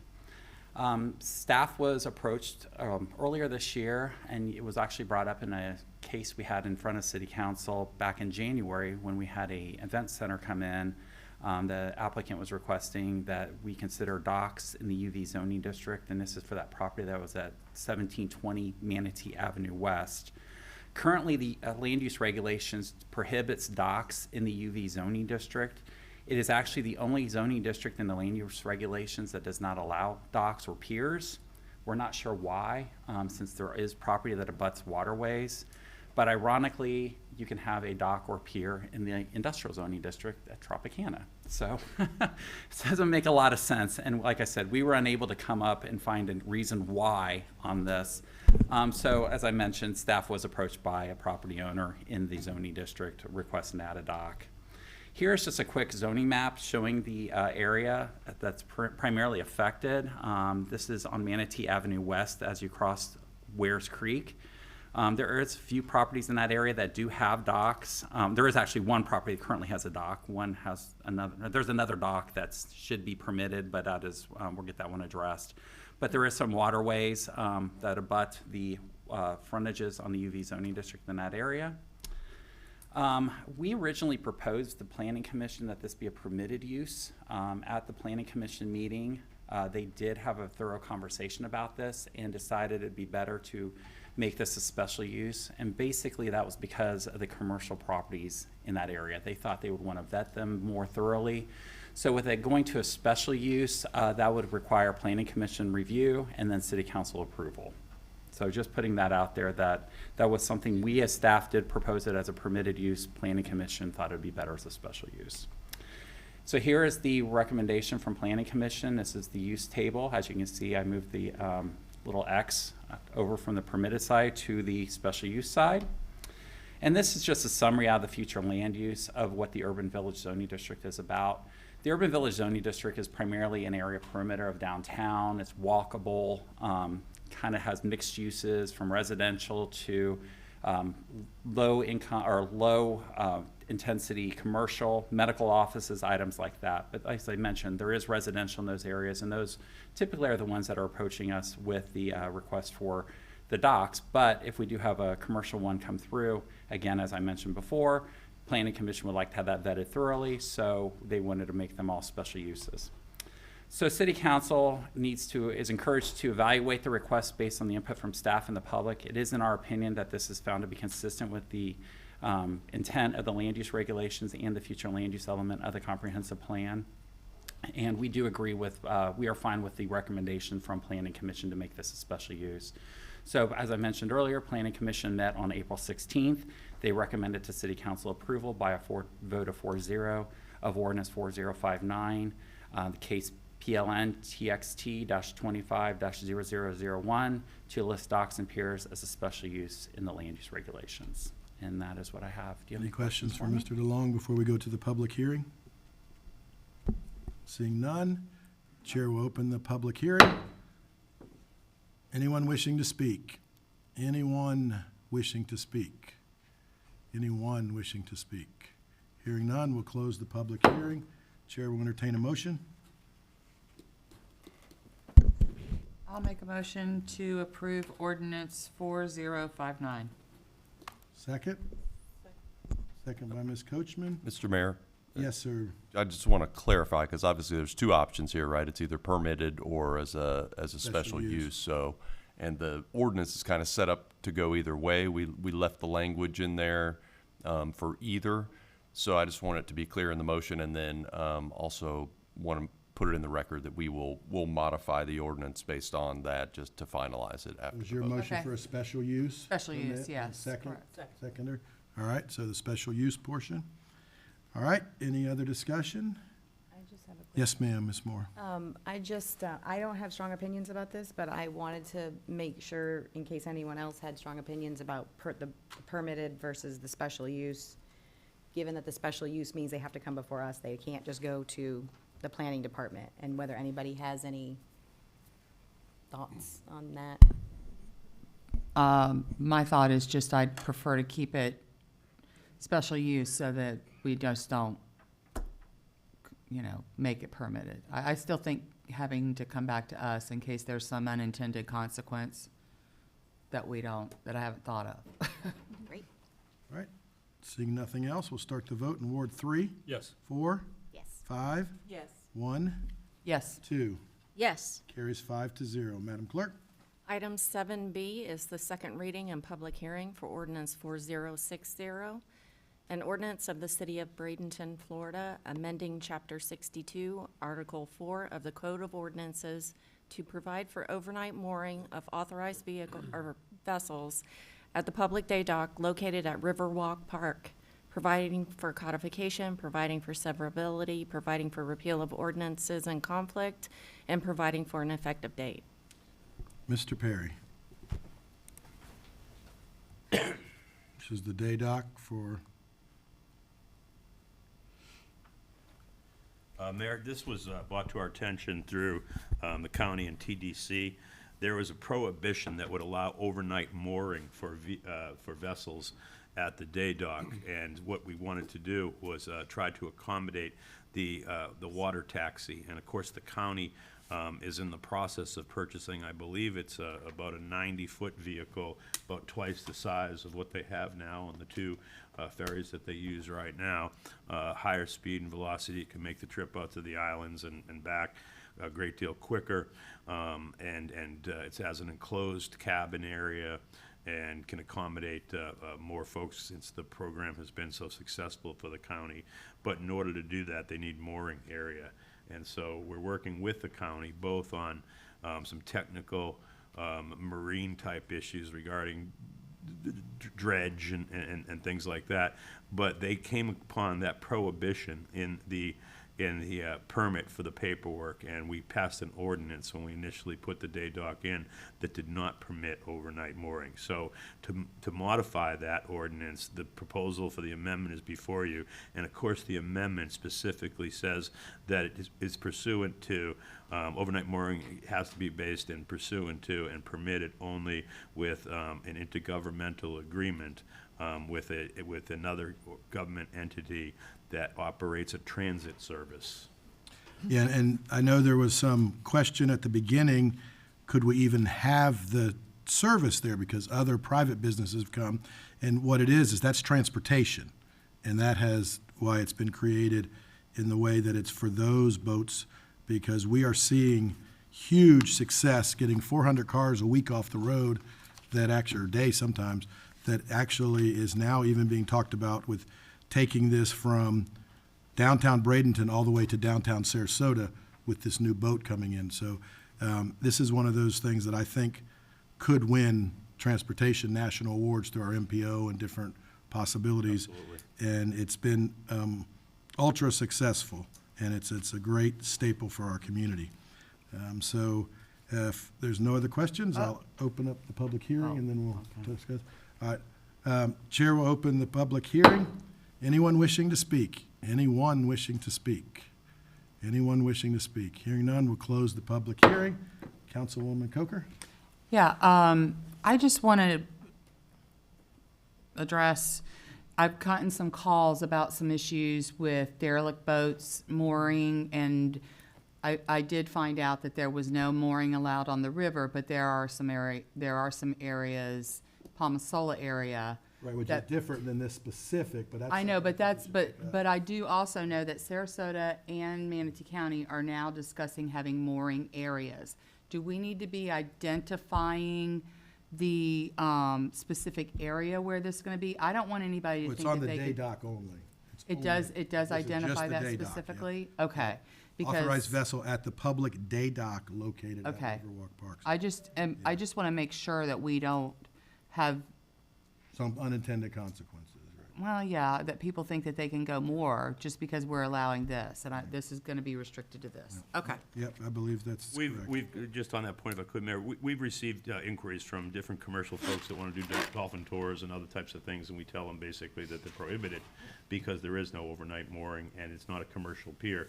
There was also some agreements that were initially related to funding, that it was for public access for itinerant travel and not commercial businesses. So we stand on pretty good ground regarding that type of application for either commercial use or mooring. Okay. Yes, ma'am. Would we need any particular signage to state that? It's on there now. Yeah, I was gonna say, I think it's on there now. It's on there, No but it overnight, can be yeah, updated. no overnight mooring. I mean, to update it, though. And I do believe. That's probably a good idea. Yeah, once the future comes, we're gonna have, the TDC is gonna come to us and ask us for some opportunity for them to really improve the signage and different things on that, so, and that will be taken care of by them, but the council will have a chance to I approve think that, they've so. commissioned actually some work on the signage as well, and they plan on really showcasing the Riverwalk and the Friendly City emblem and the city of Bradenton, and also some directional signage, because of course a lot of people park at our parking garage, and I'm often out there when I'm running. They're like, "Do you know where the ferry is?" And you know, give them the directions over there, but it's not marked particularly well. It is currently marked, but they're going to enhance that. It'll be a great addition, in my opinion. Yep. Especially with the new boat, that'll be a lot more, Yeah, which should be in the within boat's several $1 million. I think it's about $4 million. 3.4 million, yeah. All right, so the chair will entertain a motion. Motion to approve ordinance 4060. All right. Second. Second by Ms. Barnaby. Any other questions? None, we'll start the vote to approve ordinance 4060 in Ward 4. Yes. 5, Yes. 1, Yes. 2, Yes. 3. Yes. Approved 5-0. Thank you. Madam Clerk. Item 8B is architectural and engineering change order for the Bradenton Police Department headquarters. Mr. Perry.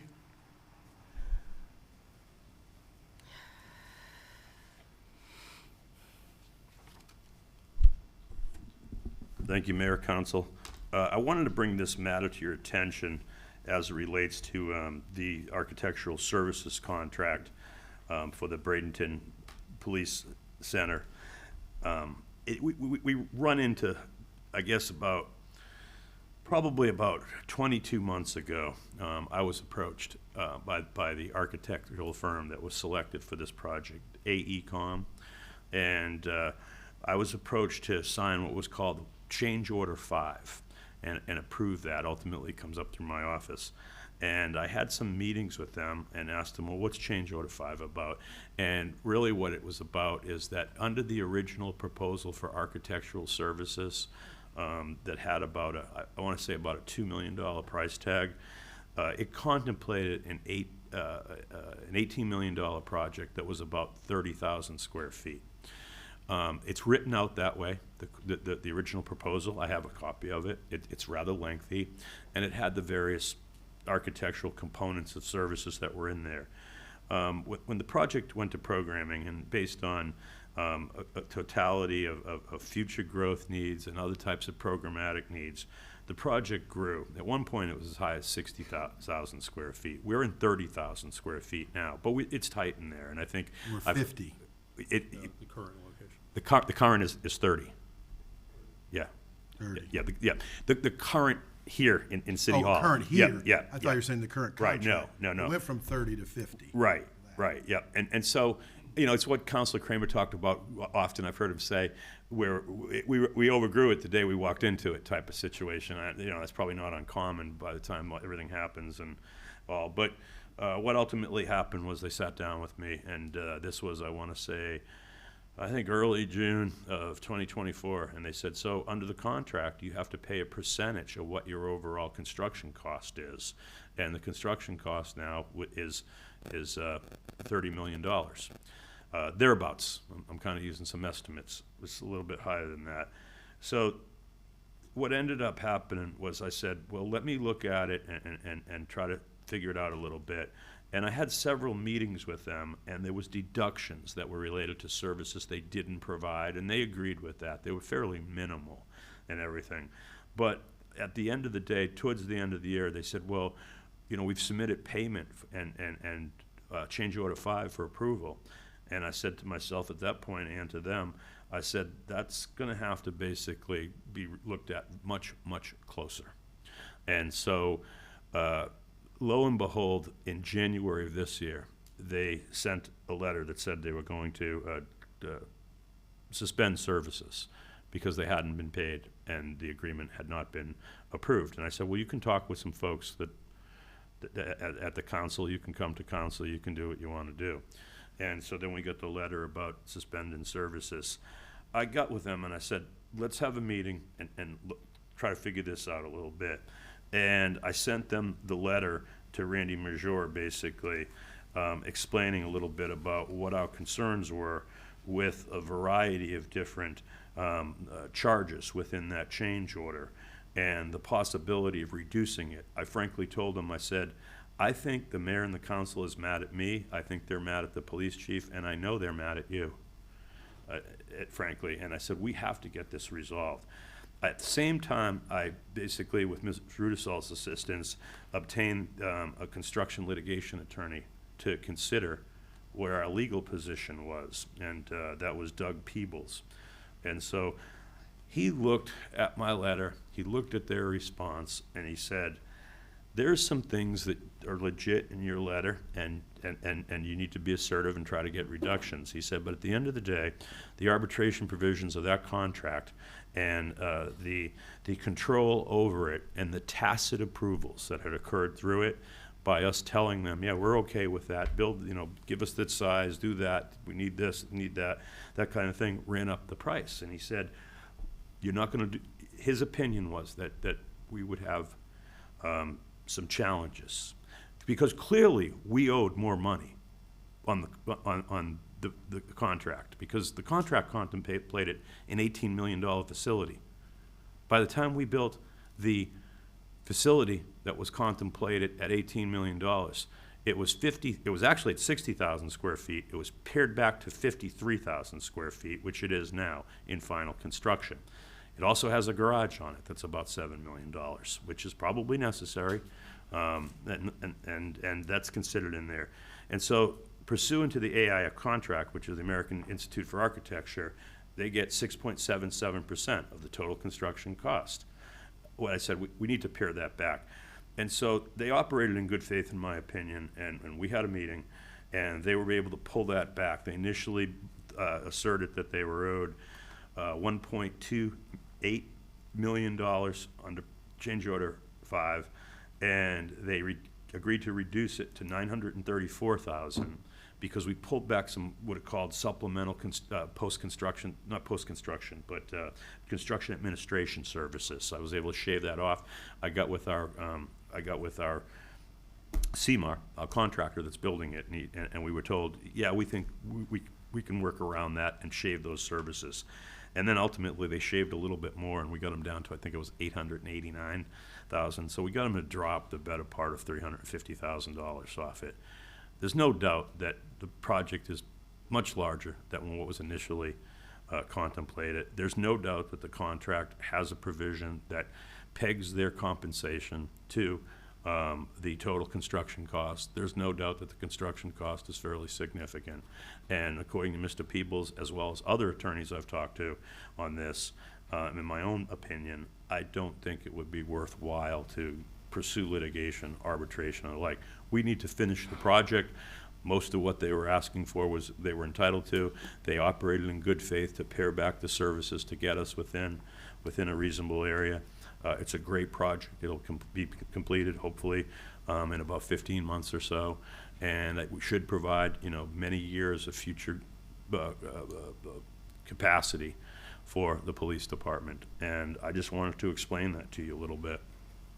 I think an important factor to go through it also is when you looked at the $18 million, 30,000 square feet, when we put that in there as a placeholder to a point, talking to other architects and different people and going through the construction phases of things, that $18 million that day for 30,000 square feet might have been good.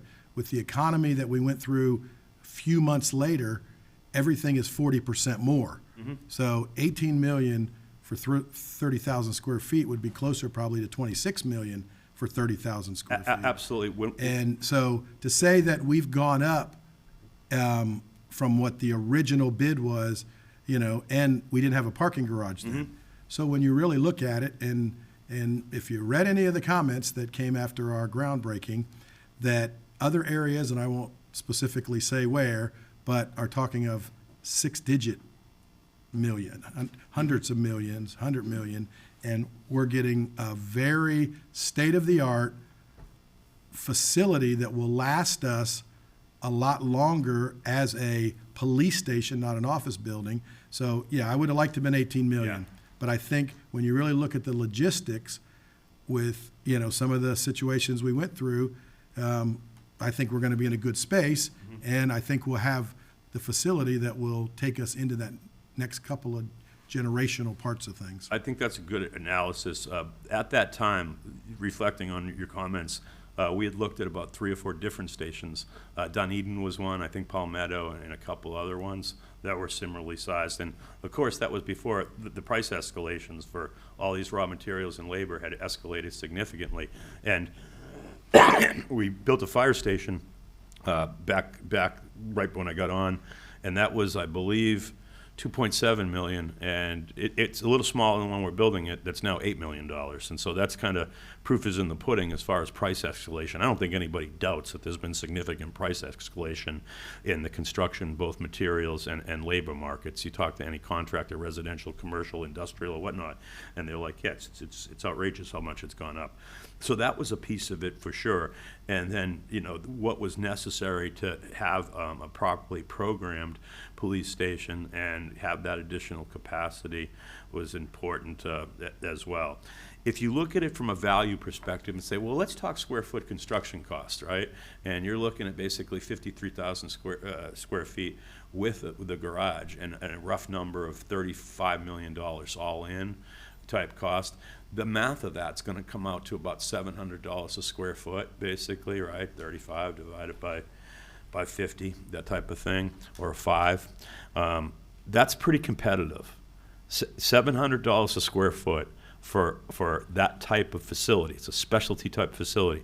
We're going to be on the fire station, I think, close to about $550, closer to $6 maybe, on total in. And so, you know, different levels you look at it. It is an investment by the city. There certainly were some issues, and I've talked to you in private about some of those concerns, I think each and every one of you, as far as the construction management and budget control on this project. But all in, it's going to be a pretty good value, in my opinion. And we have to be mindful, we didn't have to have land cost procurement. We did have to do the take with Verizon of that historical property behind it. There was also significant costs related to site development because of the water tower next to it and because of it having been a previous gas plant. I have photographs of some of the stuff we found underground, and it's just amazing when you look at this stuff. It was like 1940s vintage types of infrastructure, underground work. We've done what's called a SU on it, which is a subterranean underground examination, and found a lot of things in there that were under the dirt. And so that made it a little trickier. But by and large, I would not say that this project is out of line in cost. Questions? I have Anything? Ms. Moore? We have had a chance to talk about this. When you say pare down services, I guess my goal is to make sure that going forward, we will not be continuing to have this conversation. So if we're paring down services, I want to make sure that we really can eliminate those services, and also to the extent that we need to talk to our architect, our CMR, about this, you know, maybe not happening again. How do we feel about that going forward? Are we feeling like we're going to be, this is it, and we're landing here? And I would reform the selection process for the architect, the cost control, and budget controls For future. for future Right. projects. Just like form-based code, we learned a lot after the fact, and, you know, we've learned a lot after the fact that some things you, As far as this not happening again, I don't see anything of this magnitude happening again, but I gotta tell you, I mean, you know, you were out to site and you could see them laying plank on the flooring which is the concrete for, the deck on the parking garage, but we believe we've investigated everything underground, but who's to say that an Indian burial ground isn't under there when you go a foot deeper? I mean, we you know, when you start doing the construction work and site excavation, which they've done mostly, the relocation of the water utility out along Manatee Ave, it has to do kind of from there's a high relay pump, and then it does a bend, a couple of 90s, and then it kind of heads west on Manatee Avenue. We haven't done deep level excavation in there, but we have done boring, and some of the sewer work was done there, not indicating anything problematic.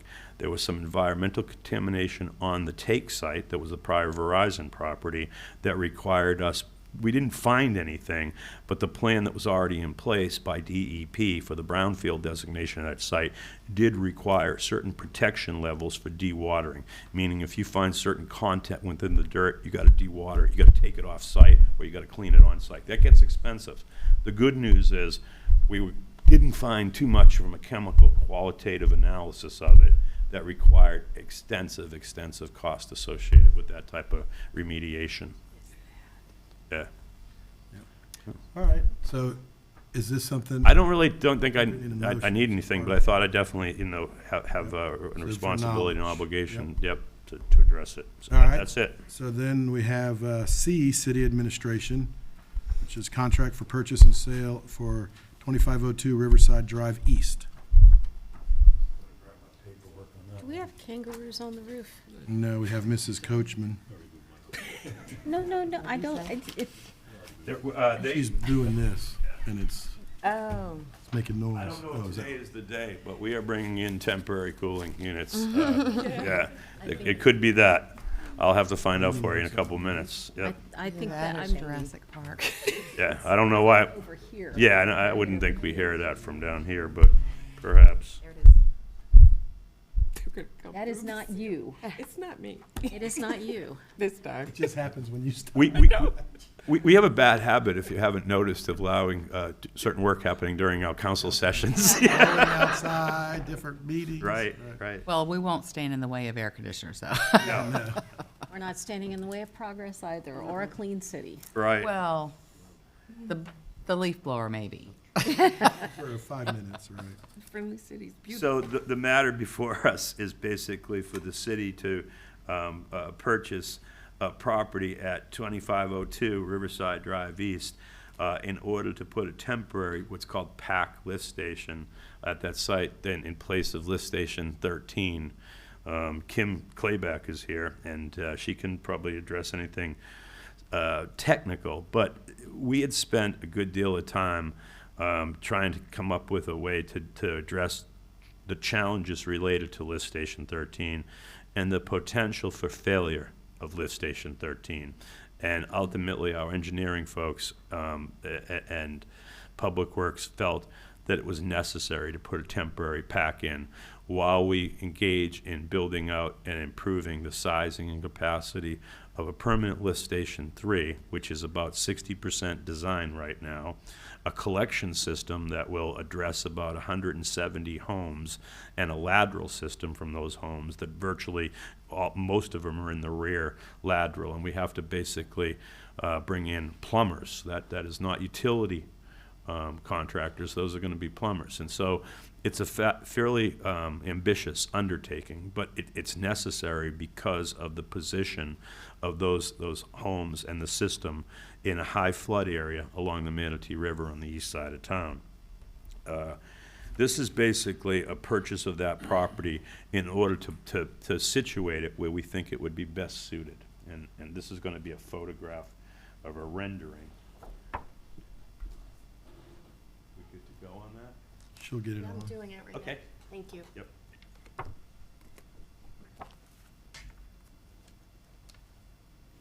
that's gonna be temporary? So as you can see from the rendering, it'll be completely shielded and surrounded and fenced and accessible. It has certain components that have to be above ground at a certain level above the base flood elevation. Obviously, there's a great deal of plumbing, valve work, and that doesn't indicate a generator that I can see in that rendering, but there'll be a high-capacity generator as well. That will be able to basically service those 170 homes as a bypass to Lift Station 13.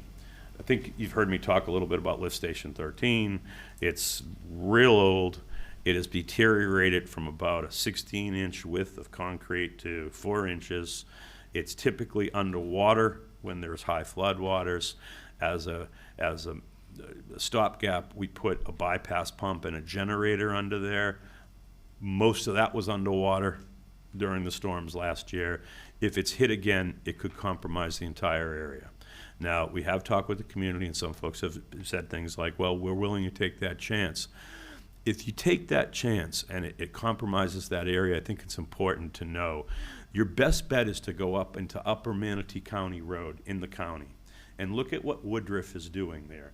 Because what will happen is we will not be able to put piping under there. We will go above ground with probably, what, 12, 18-inch big pipes for all that system that has to go above ground.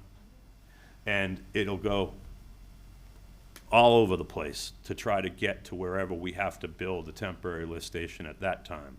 Upper Manatee County Road, the reason why I use that as an example is as you head up towards the bridge, I guess that's going to be north, that whole pass from State Road 64 up to where the bridge is, the new bridge, it's all heavy construction with piping, relay pumps. I mean, there's a bypass pump every, I don't know, at least quarter of a mile, and we don't want to be there when we can avoid that and put something in place on a temporary basis.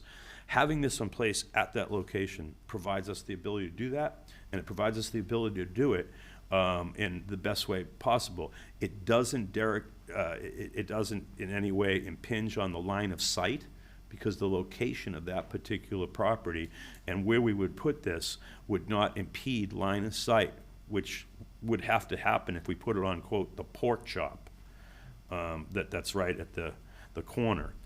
It also is closer to manhole 2, so it's a little bit probably more efficient than actually taking it the extra, I don't know, it's probably 25 yards down to the river from there. And it also provides us the ability to control the site. So that's why we're asking for it. We did get an appraisal for the property. We believe we were in about, I think about 5% over appraisal value. Corey can do the math on that, but I'm pretty sure the appraisal value was $420 on it. And because of some other things, we thought the $441, what we agreed to with the seller, was a good price to execute the contract. Under the contract, the seller has to perfect clear marketable title to the property, which is important, and we think it would probably be the best way to approach our overall utility problem that exists out there. Yeah, and I think one of the things that's important that and Mr. Rudisell can weigh in on this is a piece of property that we want to purchase for the use of this temporary lift station, that when everything is done to lift station, this 13, when it's fixed to where it's going to lift station 3, it's off the river, then that property will be back marketable. And is there a way we can do like a resolution as this council? I know that any future councils could change things, but do a resolution that the intent of this council is as soon as quick as possible that property would be turned back onto the open market. Yeah, I mean, I don't see anything wrong with a resolution like that. Obviously, it's not binding on future councils, but at least to, if you Shows the want to intent. put in the record what the intent is of this council, I don't have any objection to that. All right. Questions? Ms. Moore? I have no objection to the resolution of this council. I think that would be great, actually, if we could commit to that. As far as the contract itself, I know it has to be updated. I know that this was, that there's dates and whatnot, but I noticed also that it was assignable, and I don't know that we need to have that. Just a small point that I'm sure Mr. Russell can look at. And I also just want to say thank you to staff for, I feel heard as far as the location. The location of the temporary was a matter of really importance to the people that are most adjacent and going to be most affected by where the temporary was placed. And so I feel like this is a really positive step forward with, having residents feel like they were really listened to and whatnot. Going forward, I would like to be, Mr. Williams is not here, but I would like to be a part of the communications meetings that are being regularly scheduled, so that I can kind of have an idea of what we're working on. I know that the change, I know that the work is, systematic and nothing happens overnight. I totally appreciate that, but I think it would give me a sense of reassurance that I know kind of what is being discussed when we get there. And I think also that to some extent about the communications, I can offer some guidance in that regard. So I would, again, like to be invited to those meetings.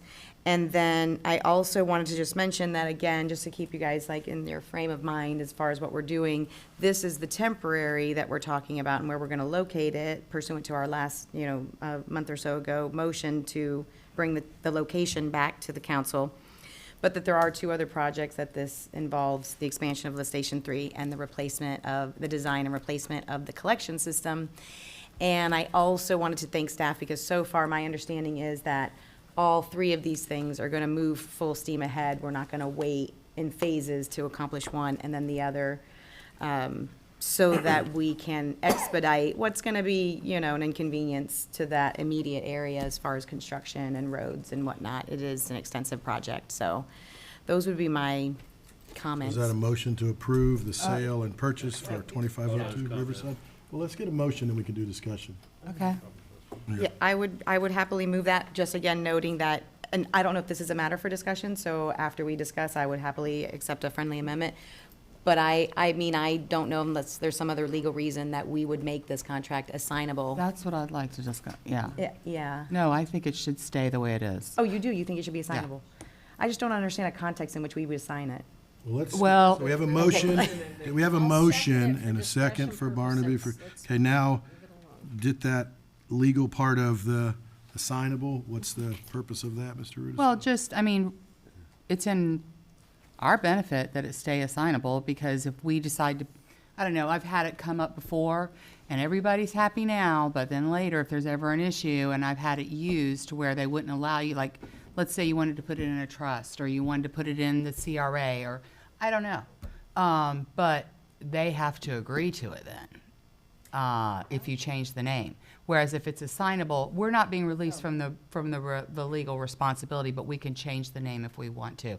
And I think it's in the city's best interest to keep it that way. Not that we probably won't ever need to, but we don't have to get the permission of the seller in order to do that. Mr. Rudisill? Yeah, I'm not a lawyer. I just play. Yeah, I think that was the thinking. It doesn't prejudice the city in any way, and the city doesn't have to assign it, and I think it's unlikely the city would, but it just gives another option. Ms. Moore? Where I was coming from, I agree with you. That's normally in these residential contracts, that's the context that I see it also, which is someone is purchasing something that they ultimately are going to put into an entity, or they are maybe going to put it into a trust. I guess maybe because we're, simultaneously I'm saying I support us resolving as these human beings on council currently to put it back on the market. It seems counterintuitive to also say, but we want to have options. I can only think that we would put it in the CRA, but I also can't imagine why we would do that because it's not located within the CRA. So, I don't know. Sure, yes, it gives us options, but I don't know. It seems to me like it's kind of going against the whole, we're going to put it back on the market. I'm no longer a licensed attorney in the state of Florida. What? But it seems to me that the assignability provision is only relevant to the purchase and sales agreement. Once we own the property, we can do whatever what the law allows us to do it. And so I don't know if it's worth, I mean, it would seem to me highly unlikely that we would do an assignment in the short period of time that we have a purchase and sales agreement, which is a fairly expedited schedule. That's just me. So I don't know if you guys want to, Well, I it's would all think, your call about that. I would think it would only be the seller who would have an objection. I don't know why we would even be arguing on our side. Well, again, because I'm just trying to reassure residents who have a concern about our intention for the use of the property later. You know, I mean, basically where my mind is going is the replacement of the collection system and the expansion of the lift station will only enhance that area and increase value, in my opinion. I don't have a crystal ball either as far as property values, but that's my thought is, I just don't understand why we would need it. Once we purchase it and it's done, though, it's done. That is true. That is accurate. And that was one of the reasons that I felt that it was important to push it. You got to look at all the outside factors and not pay attention to them. This is the best property to do the best project and get it done the quickest as possible, with then giving a future council an opportunity, now that the area is fixed up, because that's, you know, I thought about it hard, what you said, Ms. Moore, about my daughter has only known that pump station there and that, and so she didn't know it was never there. And now that's going to be gone, so everybody's property value, the quicker we get this done, the quicker their property value is more, as well as the piece of property we're buying that hopefully then will be worth more and be a prudent purchase and then sale by the city, whether it's any of us up here or the next generation of council people and mayor. Yes, ma'am. I agree with you completely, and I actually didn't expect anyone to really think about the assignment thing in that much detail. I guess I'm just trying to figure out a scenario in which we would want to assign this contract for this property. Prior to conveyance? Correct. I can't imagine one. Then why are we checking that box? That's my question. Because it's standard fare we're a buyer. We should have the right to do that. And we don't want a seller to dictating that you can't. And it's just standard real estate practice. That's what I'm assuming. Yeah. Looks like it's a real estate approved contract to me. Ms. Coker? And I will say, believe it or not, I've been in the situation where someone wanted to get out, the seller wanted to get out of a contract, and for whatever reason, we couldn't go forward because because of the wrong box being checked. This keeps our options, and there just could be an unintended thing that comes up where we wanted to put it in the name of something else. And that's all that was trying to be accomplished before when I was in this situation, and it blew everything up. There was nothing I could do. I'll just say, it just, for me, I'm talking about prior to conveyance, us assigning this contract to purchase to another entity or individual, the circumstance would have to be so incredibly unique for me to really understand why would we be doing that. So I would happily amend my motion such that any assignment has to come before council for approval. Wouldn't it have to anyway? No, we're in the contract. The terms of the contract right now is that the city can assign this contract to some other entity But or person. we're the authorizing entity for the city. Right, but we're entering into a contract that says that the city can assign this contract. There's no other, to my knowledge, I mean, Mr. Rudisil, are we prevented from doing that without a council approval, except for that I was just going to amend my motion? I mean, I don't have any objection to the amendment to the motion or the concept. It would have been my expectation that it would come to council if a contract like this were going to be assigned. Well, Mr. Perry and I would not make that decision with the, way things are going and the transparency. If something changed, it would come back to council. So I don't think that being in there is a issue because. Yeah, I mean, if I approved anything, it would be like me approving the right to transfer a property that the city has under contract to buy. I wouldn't do that. And I don't think the mayor would either, yeah. But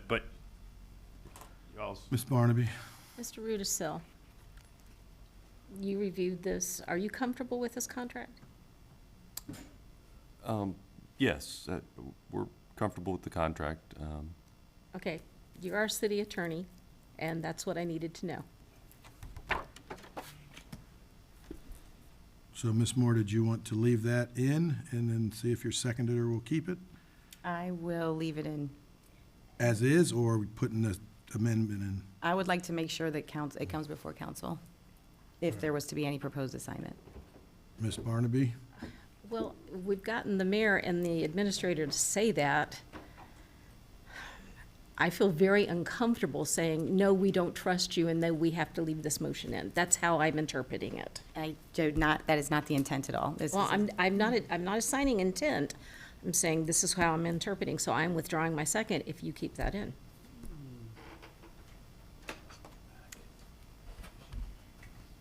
Does it fail for lack of a second? There's no second. Would So, you- all right, so it fails for that. So Chair will entertain a motion. The contract for purchase and sale for 2502 Riverside Drive East as presented. I'll make a motion. Second. All right. Any further discussion, Ms. Moore? Just one more, let me just please be absolutely clear that this is not an issue of trusting anyone. This is just a matter of my interpretation of the real estate contract as it's written. And this is me just trying to clarify that any other use of the property would come before council. All right, we've had a discussion. We have a motion and a second to go forward with contract for purchase and sale for 2502 Riverside Drive East. Start the vote in Ward 5. Yes. 1, Yes. 2, Yes. 3, Yes. 4. Yes. Carries 5-0. Thank you. Mr. Perry. Moving on to item D, which is emergency procurement. I do have a couple of emergency procurements to report on. Coming up on Elmo. Oh, yeah. You've taught me how to enlarge it. I just want to do that. I want to squeeze it. I just want to smell it so that he can replace it. Yeah. Well, they tried to do something, but they couldn't get any bigger. They couldn't do. Think of it as job security, Ms. Melton. They could do it and bring it out more like here, Yeah. like an air traffic control. In our Oh, new much better. place. Oh, there we go. That's what we're dealing with. We're dealing with like 1998 infrastructure. Yeah. Yeah, that's what it is. Surprised they still work. But can we go back to the number part? They'll switch it over, There we Excellent. go. yeah. Right there. Can you make it bigger? It's at least halfway Thank legible. you. Of course you can. Isn't that what it was when we started? So just two quick matters here, Council, which is my emergency purchase was brought to our attention, and authorized emergency purchase on 5/14/2025 by Mr. David Lindsay, the fiscal manager for Public Works, for a sewer repair at 7th Street and 5th Avenue. The contractor is C Squared. We don't believe that to be related to the hurricane. The second matter basically is 5/21/2025, brought to me by Mr. Bruner, our facilities manager, for roof replacement of the golf cart clubhouse and cart barn out at our golf course. And that is $154,720. We do believe that to be mostly related to the hurricane damage. We're also, just so you know, working on a problem with the foundation out there as well, and have to have a structural, concrete contractor try to shore up the foundation. So that is a report, and I don't think there's any official action necessary for those. Do you know if that window at the clubhouse was storm damage too? I kind of think it was. Yeah. I think we repaired it, though. Okay. Did you hit it with a ball? Brandy's telling me. No. Yeah. No, I did not. As bad as I played at the league last week, I easily could have, but no. All right, Mr. Perry. Item E is the city administration's health insurance renewal for fiscal year 2026. Would you like me to start? I think that would be great. Thank you. So obviously, I sit as the chairman of that committee, and Mr. Kramer, Vice Mayor Kramer for now, is on that committee. We've had several meetings over the last couple of months. We went to monthly meetings instead of quarterly meetings so we could keep up. So I appreciate our HR department really keeping that going. Mr. Perry does sit as an advisor, as a non-voting member on that board with us, and several staff members, obviously, through all the departments do. After last year's situation we went through, we really wanted to keep up with it, and we still looked at possibly changing from Florida Blue as our agent and going through it. We looked at the RX benefits and everything for that. There was some different opportunities, but going through the whole thing, the board decided to stay where we're at. The year has not been as drastic as it was last year, and to leave it basically as a status quo with the RX benefits staying. Because last year when we changed RX benefits, there was a lot of hiccups. And with everything going on, the committee felt that it was prudent to kind of stay status quo for a year, see where we go with a 0% increase on either one, because we are going to have probably close to 400,000. I forget the number, maybe the number, but there was somewhere we were going to be under budget this year, possibly, if nothing happens over the next several months, to start to build our reserves a little bit. But they just felt it was better, there's not going to be an increase to us, and we're going to be under budget, so it was better to just stay status quo. So that's the insurance committee's recommendation, to just continue with Florida Blue part of it, as well as the RX benefits, with the status quo on our payments as is now, 0% increase on both.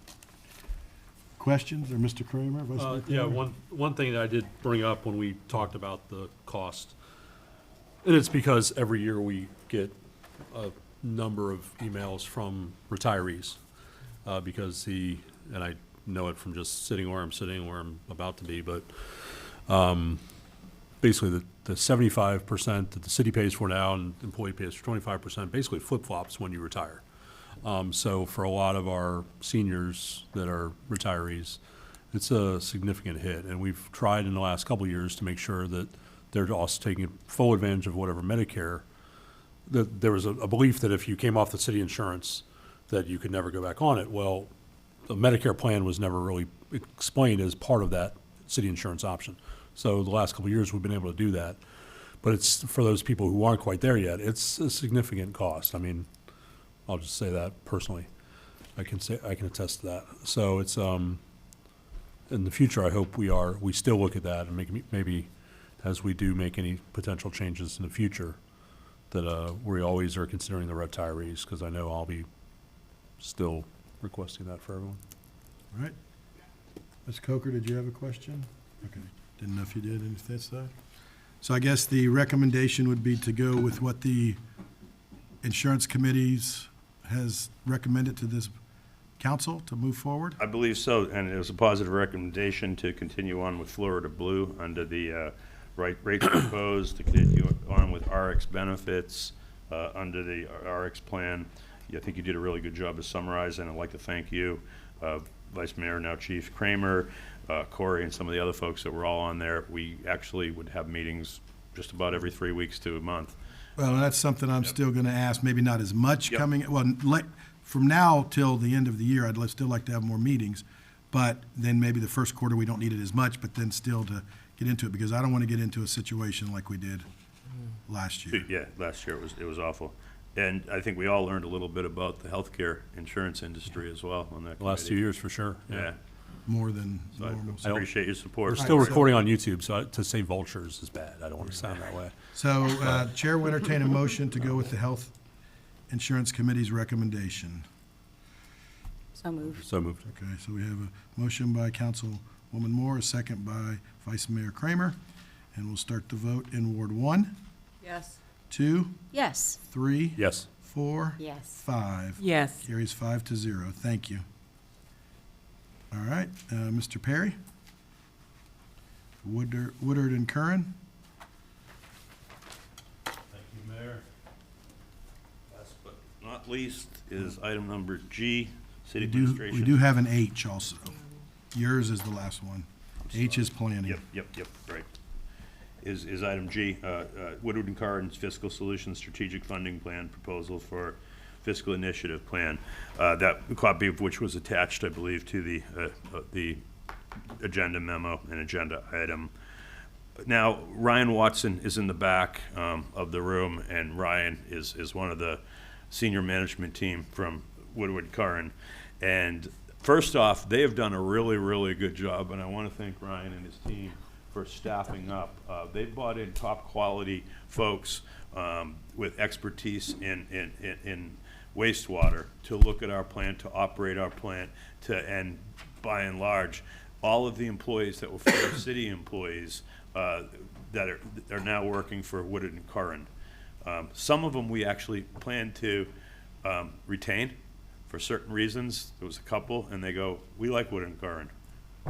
And they actually, and Brian had the courtesy to tell us a little bit about that and said, you know, if the city doesn't want us to do that. But we're very pleased with Woodard and Curran thus far. They really have put a lot of resources and attention and planning into the operation of the wastewater treatment plant. But Woodard and Curran has about 1,400 employees, and they're nationwide. And Mayor and I had the opportunity when we went to Tallahassee to meet with their fiscal solutions team, a couple of the members of the team. And I believe one of them had worked for, was it SRF, State Revolving Fund? Yeah, yeah. And then the other individual, I think it was Fred, worked for the city of Tallahassee as their public works director, and really, really knowledgeable in accessing funding for utility systems. And it's really important because when you look at what, you know, we have before us in the Face It and Fix It campaign, we have a variety of different shortcomings on aged utility that has to be repaired, replaced, and remediated. And really that includes, you know, drinking water, it includes wastewater, it includes stormwater, and they have the expertise in accessing federal funding. If you remember from our workshop, I laid out a little bit of potential funding that's out there currently right now, and $1.7 billion was allocated through the federal EPA in the Infrastructure Act, and it's still in, it hasn't been pulled out or anything, to go to, I believe it was 6 states that were affected by Hurricane Helene and Hurricane Milton, as well as the Hawaii wildfires. And those states are obviously southeastern United States states. And the allocation to Florida was $1.7 billion. Woodard and Curran had worked for, was it LaBrea, Florida?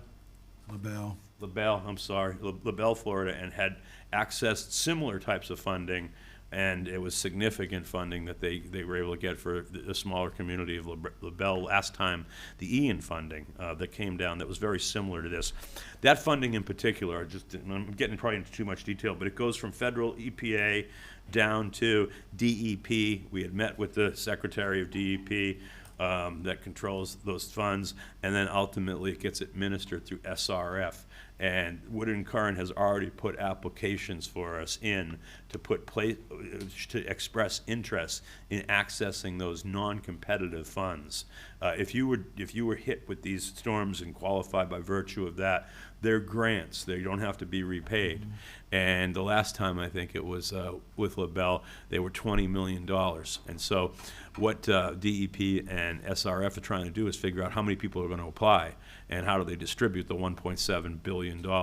3 categories: drinking water, which of course we deal with through the Evis Reservoir surface water program. We have the distribution system that's related to it.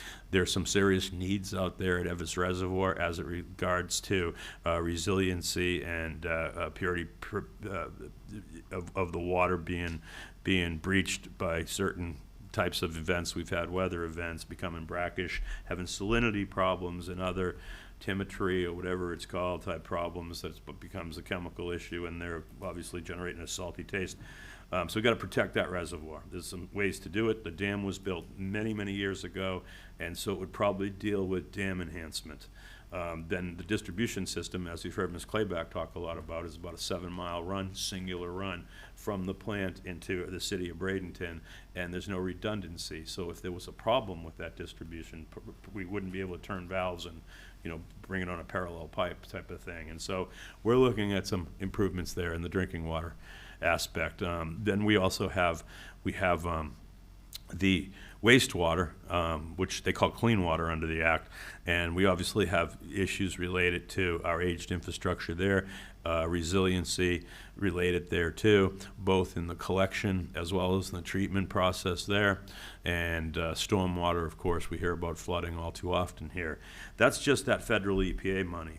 Then we're also looking at $32 million in an allocation from the county from HUD, CBDG, that deals with some of the same types of issues, and we're looking at what we would be eligible for there. The county, I believe, has authorized the 32 and maybe some change $1 million, and so that's a pretty sizable pot of money too. We also have $5 million in requests that's included in the budget that's in a holding pattern up in Tallahassee that deal with some wastewater improvements as well as some stormwater. And then we have the rate, and we have to do a calculation and rate study to see if we would go to back to SRF and we would say, okay, we need how much money, how much could we borrow on a promise to budget, covenant basically within the lending documents to budget and appropriate based on a rate increase of 3% a year, something like that. That's typically how utilities do it, to fix current things with future revenues at a certain level. And then we also have things that are on the development agenda for off-site improvements, both on this city site itself, where we have our developers making commitments to pay for certain improvements to the wastewater and potable water system too. In this particular case, you've got to increase nominal pipe sizing for water pressure and volume because it's a high-rise building with a lot more folks in it. Then you obviously have more stuff going into your sewer system, and the closest lift station is lift station 8, which of course is at the end of Buckarata Boulevard and 15th Street, and we need to get it off there.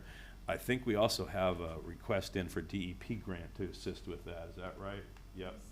And so we're accessing all these things. I mean, I could go on and on, but the big number that you're looking at is probably $140 to $150 million in funding, and most of it is funding that is either grant or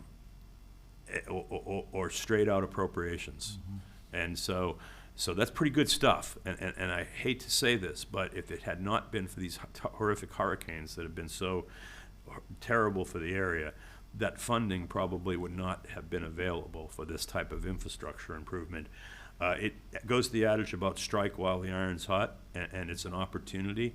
This basically is a contract for $150,000 to have Wooded and Current up to $150,000. Try to study what our needs are for our wastewater capital program, the priorities, cost evaluations, associated regulatory compliance, and then try to develop fiscal solutions between those various categories and more. I just kind of laid out what's currently known and available and being worked on. I want to give a thank you to Kim, who's done this work over the years for the city. I don't think people understand how complex it is to put together these application processes to DEP or the state legislature. And you have to have, obviously, the estimates of cost. You have to have just project description and a host of other things. And while she's doing a million other things, she's got to do this too to try to access money. Well, we need to expand some bandwidth here, and that's what this is an attempt to do. The money's out there, and you have to have, as I always say, a grant getter. That's what this is. There's the grant applicant, the grant getter, the grant administrator. It's not just one person. Oh, you got a grant person. Remember how we used to hear that? Why are we hiring a grant person? Well, you don't need just one grant person. You need 3 grant people. Yeah. I didn't mean. Yes. Anyway. Now, one of the things I think, and with the upwards of $20 million per project with the water, sewer, and stormwater possibilities, that's something that without the proper paperwork, the proper, to spend a little bit to get upwards of $60 million plus, because those are just those 3 projects we know about now, or 3 pools of money, and that's due by the end of June. So we don't have a lot of time to get those in. Then there's other things that they'll work, and right now, if we can get those, plus what we got the CDBG-DR money, we're looking at, and plus the state money, we're looking at close to $100 million right there. Plus, we're still gonna be 40 to 50 million short, and where else can we get it? And I think, Brian's not smiling, but I think he's got an opportunity to have something where the team, I believe, has other avenues as well and connections that will get us to that point. And again, And put together a plan. I mean, plan, even if you right. get the money, what are you gonna do with it, you know? And then we gotta actually deliver and build the projects. It's plus pretty. that keeps up with the what you have to do to keep the project and keep the reporting done. Right. Because reporting is probably one of the most reasons you have to give money back. It's absolutely, it's report correctly. unsupported documentation, yeah. Yeah. No, this is just the first part of it, is kind of putting the plan together. And, you know, that's gonna be some evaluation of our, engineering evaluation of what Kim already has, some of the stuff we've done through contracts with other folks, that's out there. And ultimately, those are supporting documents. Obviously, there's the resiliency, the vulnerability plan that is required by the state as well for a lot of these applications. Well, we also heard something earlier in citizen comment about consultants or project managers and things of that nature. This basically does, I don't know this specific, but it gets us to that next step of project managers for these projects. Yeah. And I think we're close, you know, that. I think if you said, what would it take, if me and Kim went in the back room with a cocktail napkin, you know, and she's got a lot more better specifics than that, but you're looking at probably 15 to 18 projects, maybe 20 even over the course of. You're She'll tell you stressing her 7. out, Rob. Stop stressing. I know, and I don't mean to do that, I really don't. But we don't have the bandwidth, because we would need 10 Kims and 3 Brandys and a bunch of other folks, you know, and everything. But you can use funding from this grant to do the project manager. What I'm envisioning is, if you do have that many projects going and you're trying to expedite it, when I say expedite it, I'm talking about, you know, 5, anywhere from what, 3, 4 years to 8 years. You gotta have a master project manager that manages all the project managers on each project. Because you think about it, well, doing the dam isn't gonna be the same guy that does the redundant pipe, and that's not gonna be someone that does all the electronics over there. There's all kinds of different disciplines and everything, and we just have never, you know, been able to attack problems like that, because, well, we probably didn't have problems like that, but with a whole host of things, you know, it needs to be, We've seen the outcome Prepared. of what Councilwoman Coker brought to us a couple of years ago, which the council supported a Southern group and a lobbyist, Tallahassee, which has got somewhere around $20 million for $225,000, basically over the Right. 3-year period. This is something that's gonna get us close to $100+ million, I'm confident, that is grants and different things that, without missing a beat. right, So right. that's my opinion. Any comments? I don't know how I know you can face it, but I don't know how you fix it without that funding and the support. There a motion to support I'll make a this? motion. All right, Ms. I'll make a Coker. motion to approve the proposal from Woodard and Curran for the fiscal initiative plan as presented, and authorize the mayor to sign on behalf of the city. Second. All right, we have a motion and a second. Any further discussion? Hearing none, we'll start to vote in Ward 1, Yes. 2, Yes. 3, Yes. 4, Yes. 5. Yes. Carries 5-0. Thank you. Thank you, and as the last matter, which you pointed out, is item H, Planning and Community Development, is for a resolution 2551 as submitted for building permit fees. Robin and Scott Williams are gonna talk about this, the building official for the city. You remember the short version about, we run a deficit now, terribly so, over there, and really that deficit gets made up by the taxpayers, the general fund taxpayers, and the fees are considerably lower, permit fees right now, than surrounding areas. It's increasing costs, you know, for personnel that we've been putting in place, IT systems and the like, and there hasn't been a significant cost increase for several years. There was a moratorium that was put in place for many years as well, and it's kind of itinerant on, it changes based on sometimes the storm season and the like. And we would actually really appreciate due consideration. I want Robin and Scott to talk about it a little bit. And the proposal itself, if you can't do all of it now, if we could do some of it now and some of it a year from now, at least it'd be on the board so we know what type of funding we have, because there are a lot of demands being put on our permitting section and the planning department right now.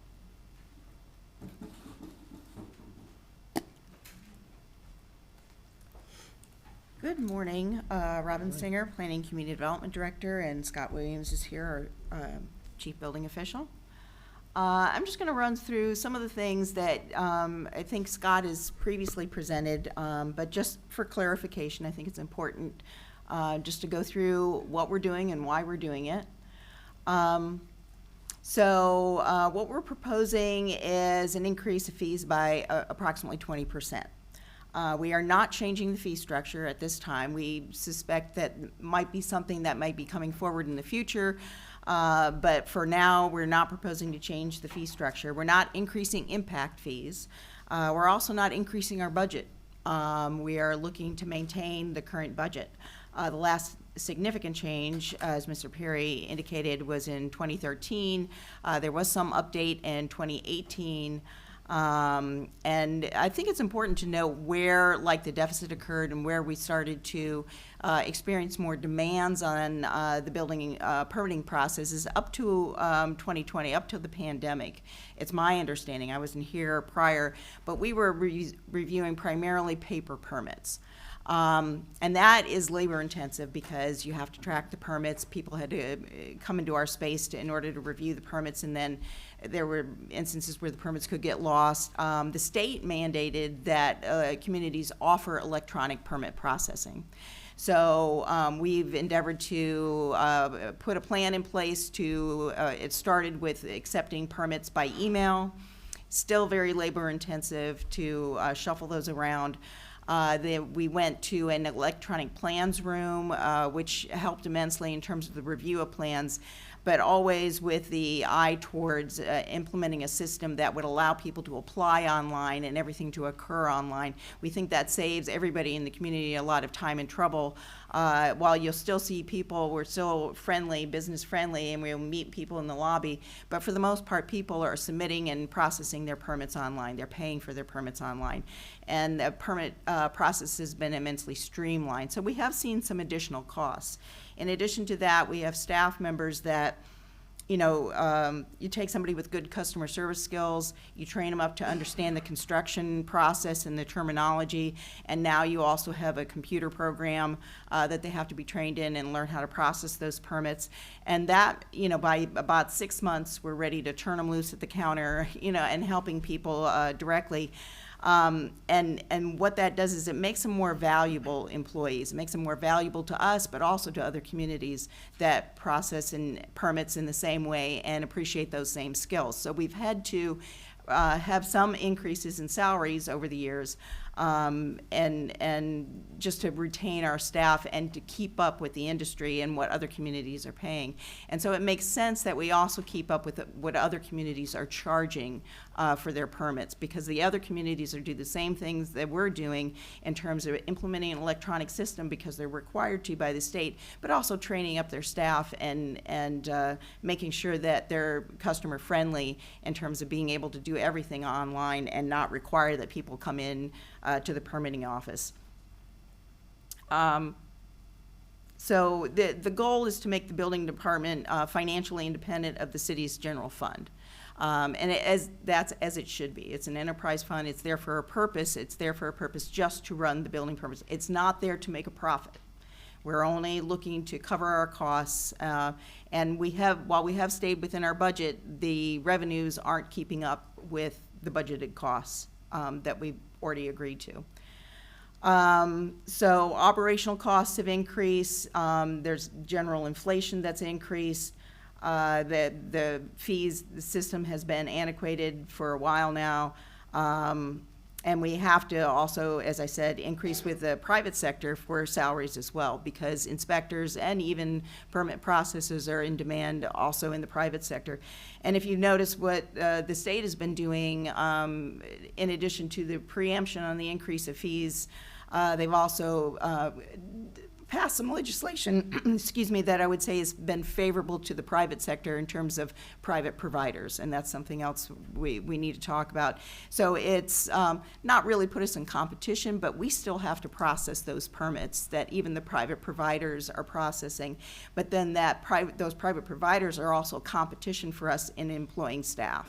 So once we train somebody up, there's the possibility of them turning over. So this is just to show you how this is kind of proceeded. And so you see in 2021, that's where we started to see some, while there was some reduction in revenues, there was also some increased costs just in trying to retain staff and implement the new services that we were required to provide.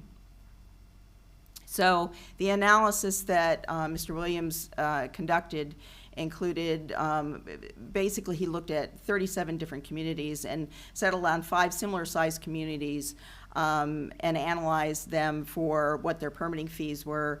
And he didn't consider ones that hadn't updated their fee structure in the last 4 years because, again, that's a time frame where everybody was doing the same thing that we've been doing in terms of implementing electronic permit fees, and we wanted to make sure that we were keeping up with what the future is going to entail.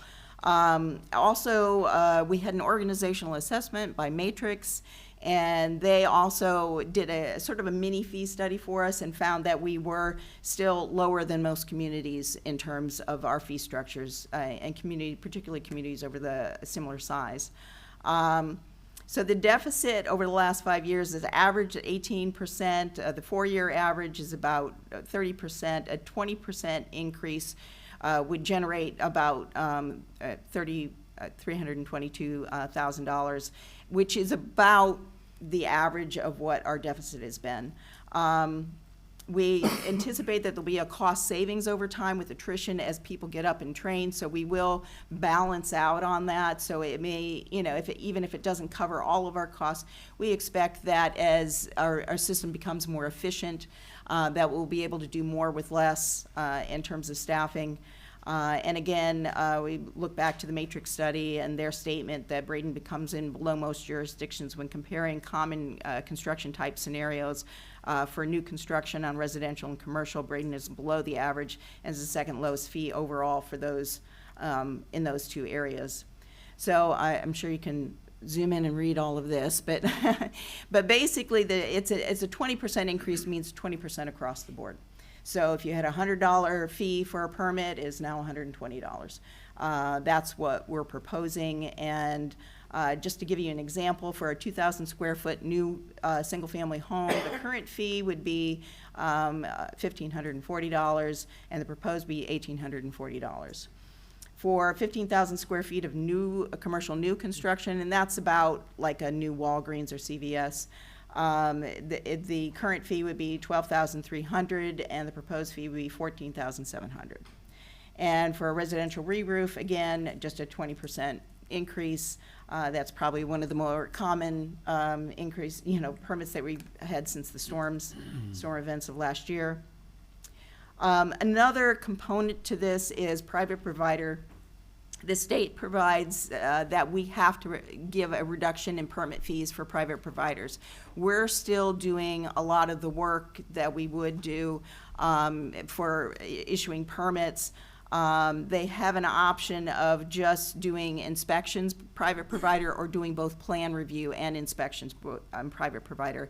And Scott can tell you more about how he arrived at that, but looking at the other communities, he found that the norm should be about 15% reimbursement for if they're just doing inspections with private provider, but up to a 30% if they're also doing plan review. We're still doing a lot of work for those permits, but we do have to provide that reimbursement per the state. And so our recommendation, it's a 20% increase, 15% reimbursement for private provider inspections only, and 30% for plan review and inspections. We're talking about an effective date of approximately 30 days. I think we put July 1st in the resolution, and that's to give us an opportunity to notify all contractors locally and put some website banners and social media posts just to let everybody know what's coming. so nobody's surprised. And with that, I don't know if Scott, if you want to add anything? The only thing I would like to add in there is to consider the fact that there's a new Senate bill coming through the floor, and it's on its way to the governor's desk for signature. The reason that these fees haven't been adjusted for many years is because of the storms, and they usually put a freeze on any fee increases. In this new Senate bill is language that says that upon the emergency declaration, all fees will be frozen for 6 months. So it's not a matter of if we're going to get an emergency declaration, we will get one. So I would like to encourage you to make action on this prior to us getting locked back down, because this has been dragging for many years because of that scenario. Other than that, I really don't have much more to add to it. Questions? I've got mine. Ms. Coker? Yeah, couple of things. First off, I don't like raising the fees. I've been up front, but I understand the need and what we can. I think we've come a long way by allowing for the, with Acela and getting everything more electronically, and hopefully that's going to continue to get better. All these studies keep talking about fee comparisons, all that, but I would like to see something that does a measure of performance, like time periods between submitting an application and when the permit's issued. Maybe some timing, like from requesting an inspection to when the inspection's done. Maybe even a satisfaction survey, type that. I just think we need to have accountability. We're raising the costs, and the costs will be passed on, and I just would like to see, that tied to a higher performance. And I think it will. I think everybody's committed to that, and I think we've been working in that direction. And that's, I'm not in any way, trying to disparage staff in any way. I just feel like if we're going to raise the fees, we need to have our level of service go up as well. And also, at one time, we had also discussed a rapid response person or a program or something for if there's those catalytic projects that we want to make sure get through quickly. I don't know how we're addressing that as well. Permitting can make things more expensive, harder, and I would like to see us become more the friendly city. So I feel like a 10% increase up front, rather than go the full 20% now, and then see if the 10% increase brings up that level of service, and then maybe in a year do another 10%. That's just kind of my feeling on that. Vice Mayor Kramer. Thank you. And ma'am, for the record, we all get a little choked up when we hear what the legislature might be doing. So I was in support of this. I was about to say I agree with a lot of what Mrs. Coker says regarding this, but I fully support the 20%. I was ready to vote for it before, and we had to wait, but I think it's absolutely necessary.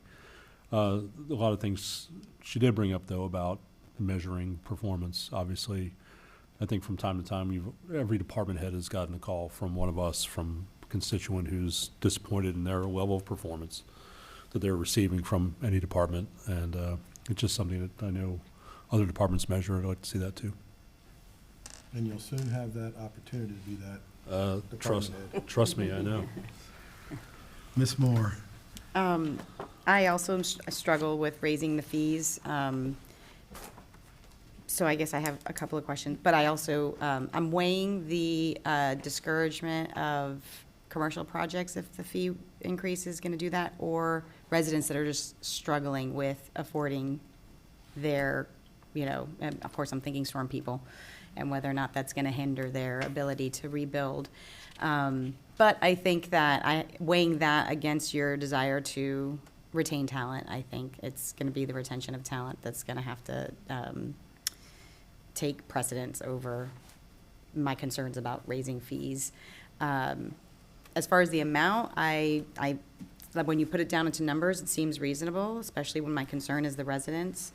Does the matrix, when you were doing this analysis to come up with whatever, it seems to me like there's like a myriad of combinations that could be going on here. So was there part of your analysis like 30% on commercial projects and 10 on residential, or above this threshold of square footage, you could do this amount? That would be something I'd want to dig into on a complete, probably a fee restructure on the way we do calculate our fees. Okay. We tried to stay within our existing fee structure because we were implementing Excella, and we didn't want to add another level of complication to that process because we had plenty of complications. Gotcha. So we tried to stay within our existing fee structure and find an avenue that would get us to a break-even point so that we're not demanding money from the general fund any longer to meet our budget requirements, and we could be self-supporting through the fees collected. Nobody likes a fee increase, and this, honestly, however you look at the perspective of this really is not a fee increase. This is a reallocation of where this money's gonna come from. My whole goal with this and this percentages would be to have the users paying for the fees, not the non-users in the general fund, and have that money coming from those who are pulling the permits and using the services rather than those who are not. That makes sense. Because our budget numbers haven't gone up, our budget hasn't increased, our operating budget isn't going to change. And we're doing what we can to streamline our operating budget and to make it more efficient and get it better. It's gonna take some work, because to be honest with you, prior jurisdiction I was in, I had 6 staff members versus 14 here, and I had the same operating budget with my 6 staff members. So we're not overly abundant in cash flow, so, but we are trying to find ways to streamline that. Ms. Barnaby. Well, I do agree with you saying it's a user fee, and that the people that are using it are the ones that need to pay for it rather than the general population coming out of the general budget, so to speak. And just one comment, I find it fascinating that the state identifies these as enterprise funds, which means they have to stand on their own 2 feet. And then in the next breath, they turn around and tell us that we can't adjust our fees because they don't want us to. I find it's fascinating to me, the logic behind that. Me as well. Any other questions? Mayor, can I just make a Yes, Mr. Perry. fiscal comment on it? When we talk about it being subsidized by the Microphone, I by can't. the general fund, it's kind of an important concept to be thoughtful of. Heidi's sitting in the back of the room there, and her budget team have to basically take a budget every year. And when we have to supplement an enterprise with general fund monies, that means we have less general fund monies to pay for things like union contracts for wages for fire and police and general service employees and all the other stuff we do. And so it's really important, because this has been a reoccurring cost to the general fund to basically supplement it. And I would just, you know, I'm not a big fan of fee increases either, on any kind of repeat basis, but I would believe that the totality of circumstances here would support that for all of the reasons that Mr. Williams and Ms. Singer have pointed out, and the fact that it really hasn't been touched in many years, and that the window may be closing as well. And so I hope you would support it, because it helps us fiscally, it helps the department itself, and it will help the delivery of service. All right. Anything else, Ms. Singer or Mr. Williams? All right. The chair will entertain a motion. Move to approve Resolution 2551. Okay, we have a motion by Vice Mayor Kramer, second by Ms. Coachman. We've had quite a bit of discussion. Well, Yes. I just want to say that without any performance whatsoever attached to this, I just can't support it. I really can't. So, Well, at the same time, if I may, Yes, sir. we've sort of put that edict to them, that that's what we expect back. Yeah. So I think when we ask them about that, and they say, oh, we haven't done that, well then, but we will have already given them, that's why I would have preferred to see it go to 10%, and then we'll get the other 10% as long as we see that we're getting a raised level of performance. We will implement quarterly reporting to city council, similar to the way code enforcement has been reporting. We'll give you a report on that too, because we're able to with the new system. Okay. Mr. Mayor, Yes, ma'am. if I may. no one likes raising the cost of anything, but it happens, and it happens for a reason. I can't say that about our economy, but but it happens for a reason. We're the friendly city to a fault. We often are the lowest paying entity around here. And if we don't take a look at that, we'll lose people. And we lose them every day, all across the board. You know, I'm of the philosophy, and maybe I'm Pollyanna, I don't know. I'm of the philosophy, if you take care of your people, if you pay your people, especially when you've got dedicated people that are working as 3 or 4 because we're the friendly city and we can't, you know. I just feel like if you take care of your people, the performance comes. Because right now we have people that are so dedicated to doing a great job and they're being paid less. So you've already got the heart. You know, I'm sorry. I just feel like we take care of our people, we won't lose them to Sarasota and Hillsborough and wherever else. And we take care of them, and that performance, that quality performance will come. It'll be the extra friendly city. Is this about salaries, No, or is this no, about? Well, we're talking about retention, and we're raising, never mind. I didn't We're really raising the want to get into fees. it. We're raising the Okay. fees so that we can take care of that department. And that means people. I mean, they're the department. I mean, they're the ones that are doing it. Oh, yeah, I guess we have some technology too, but we got technology people that have to deal with that. I'm sorry, I didn't mean to kind of go all off track. All right, we have a motion and a second. And we'll start the vote in Ward 2, Yes. 3, Yes. 4, Yes. 5, Yes. 1. No. All right, approved 4-1. Thank you. All right, Madam Clerk, Mr. Perry, No, sir. Complete. Thank you for your. anything else, Madam Clerk? No, sir. All right, it's unfinished business. We'll go to council reports. We'll start in Ward 5. Oh, my goodness. In last meeting, I remember it was 4, and I said, okay, be ready, because you're going to, and I'm not. I feel like I've talked enough today, to the point now my voice is leaving me. As we have been having as of late, great meeting, great discussion. We're doing our jobs up here. I really feel that way. And we're friends afterwards. I keep saying that. And that's true. All of you out there, it's really true. We disagree with each other, and then we just go smile and have lunch. But just great things. And then recognizing code enforcement, and the gardening club, and just recognizing that we have these terrific employees, terrific us too, because it takes so much to be the friendly city and run this entity. It's a lot going on. I think I'm gonna just stop right there, because I was gonna talk a little bit about, I just have to say it. We recognize people for their hard work during mornings like this, you know, during the meeting. I think we need to be mindful and be appreciative every day. Don't lose sight of it. Don't at all. I get to see a lot of our employees. I get to see BPD, unfortunately. I guess fortunately and unfortunately, I get to see you.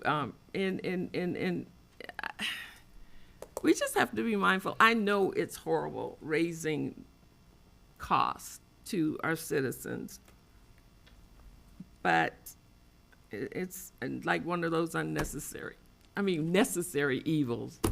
All right, sorry. Well, no, I'm not really. I just want to say it. All right, thank you. Ward 1. Yeah. First off, I wanted to thank you for the opportunity. It was fun, the picnic with the Public Works Department and going and serving the hot dogs and hamburgers. It was hot, but it was a lot of fun, and I enjoyed getting to, you know, see a lot of them, and not just my garbage collector in my pajamas, like normal. But anyhow, but I agree. I want to kind of agree with Councilwoman Coachman. I mean, we do have a lot of debate up here, and sometimes, but I think that's very healthy. I think if we all thought exactly the same, that would not make for good sausage, so to speak.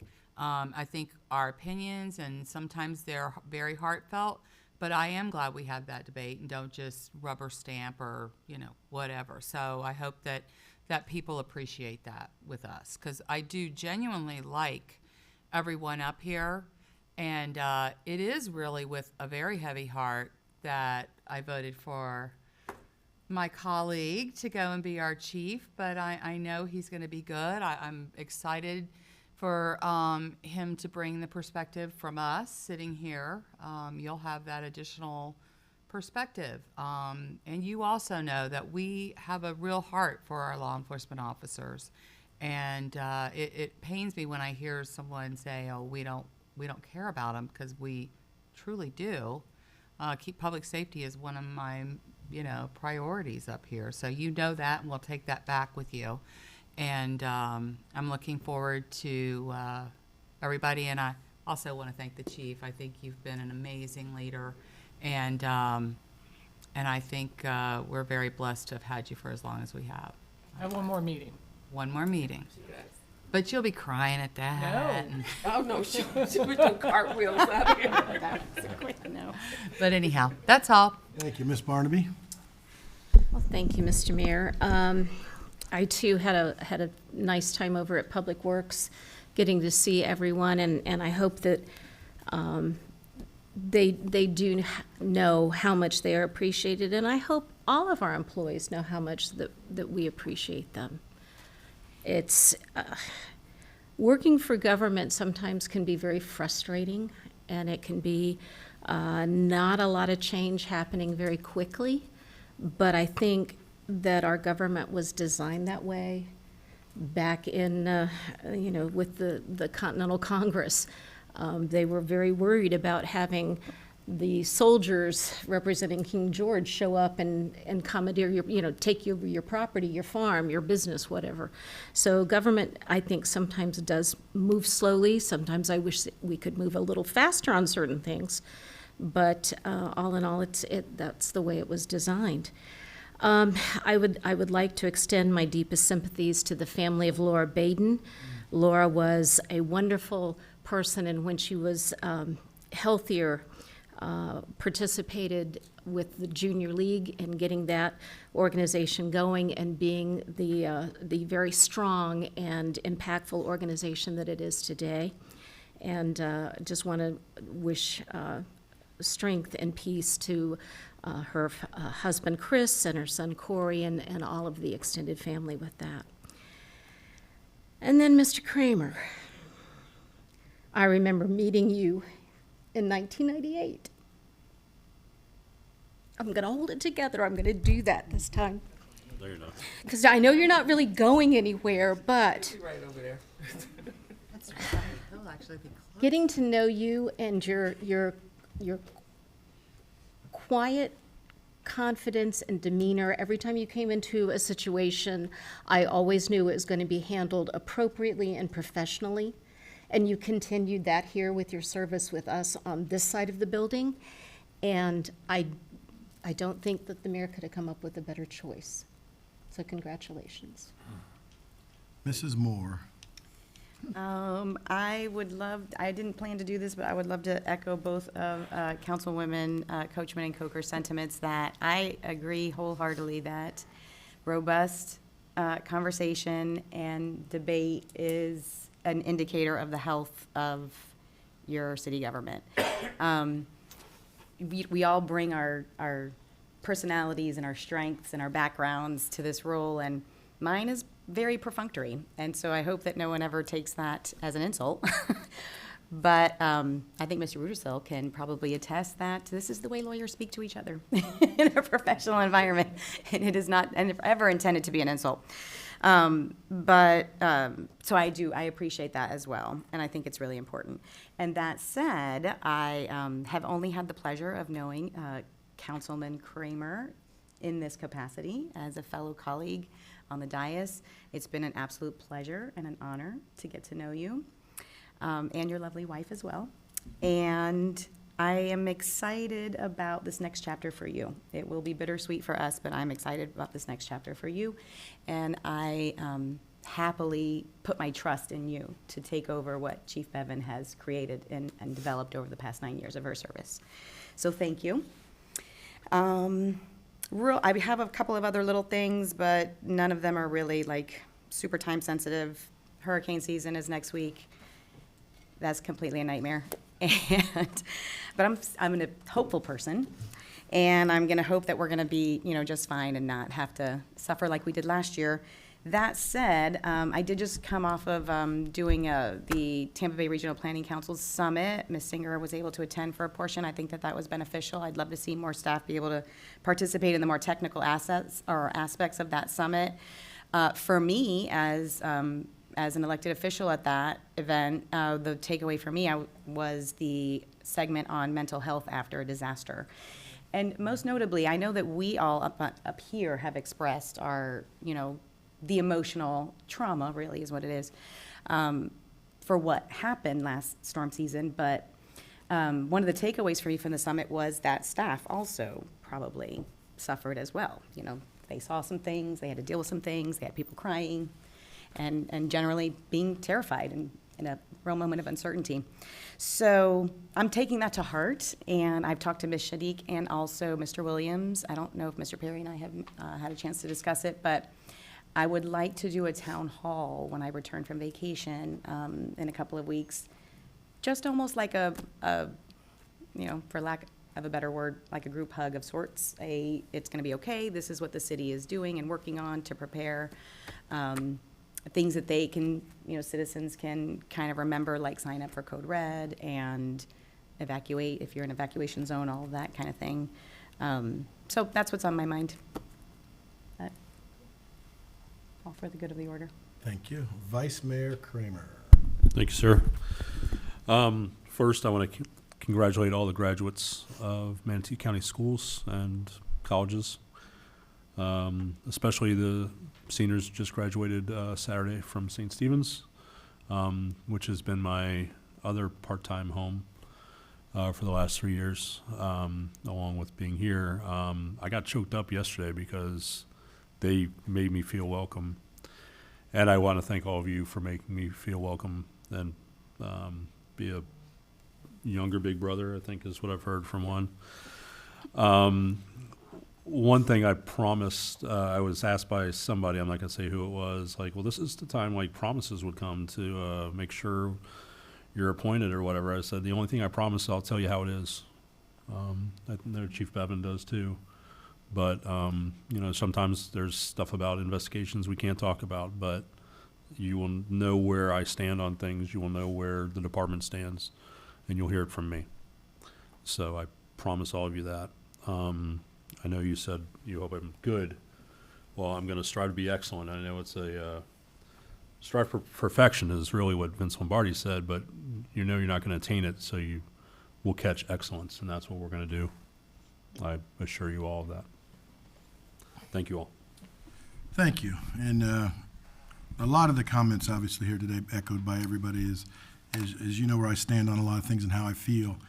And when I became mayor 5 years ago, the first meeting, probably the first or second day I had with Chief Bevan, I asked her for two things, and she can attest to this. One is where the country was at that time is protect our city, do what it takes in the fair and honest way to protect our city.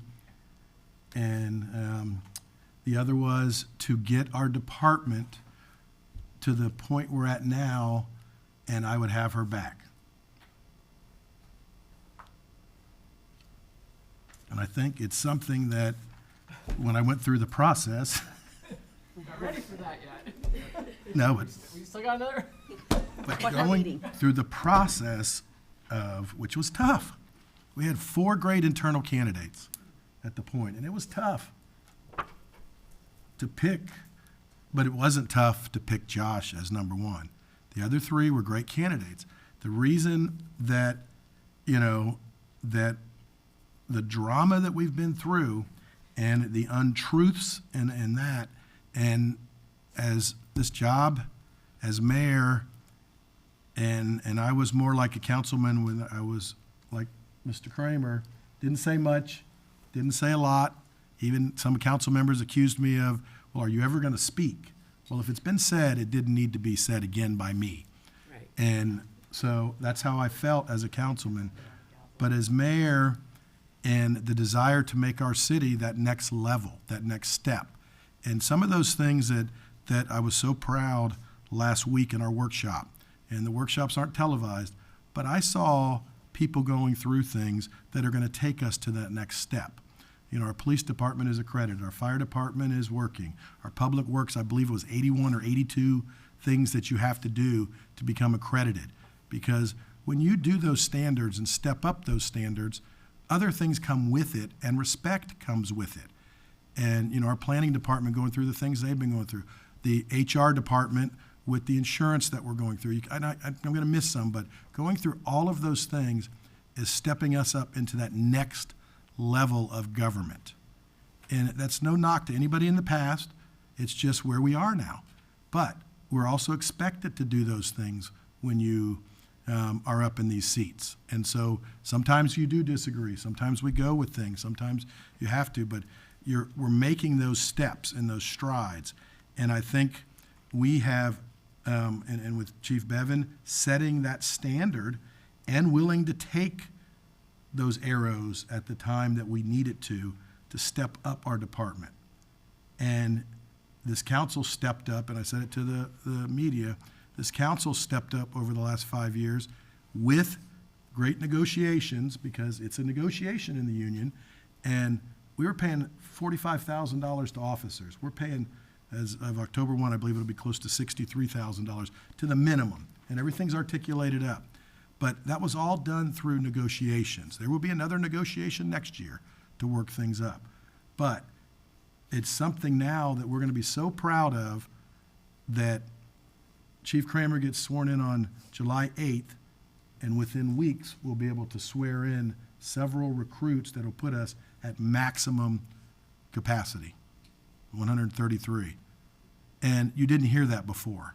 And that's a testament to her, as well as all of the council members and all of the staff. And, you know, it's a process, and we want to keep doing it, but I think it's something that we had to bring the integrity and the leadership to this community, and it's happening. So I'm just proud of that.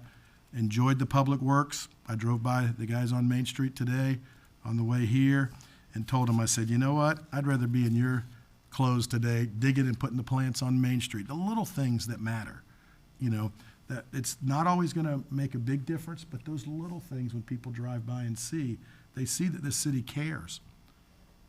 And we're making that friendly city while stepping up. And unfortunately, it does cost more money sometimes, but we've got to step it up.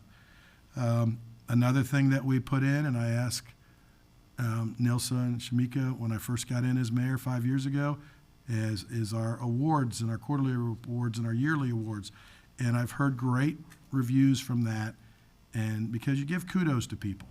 You know, sometimes, you know, a title isn't always the most important thing. Sometimes you want money, but attaboy or attagirl or a pat on the back is important.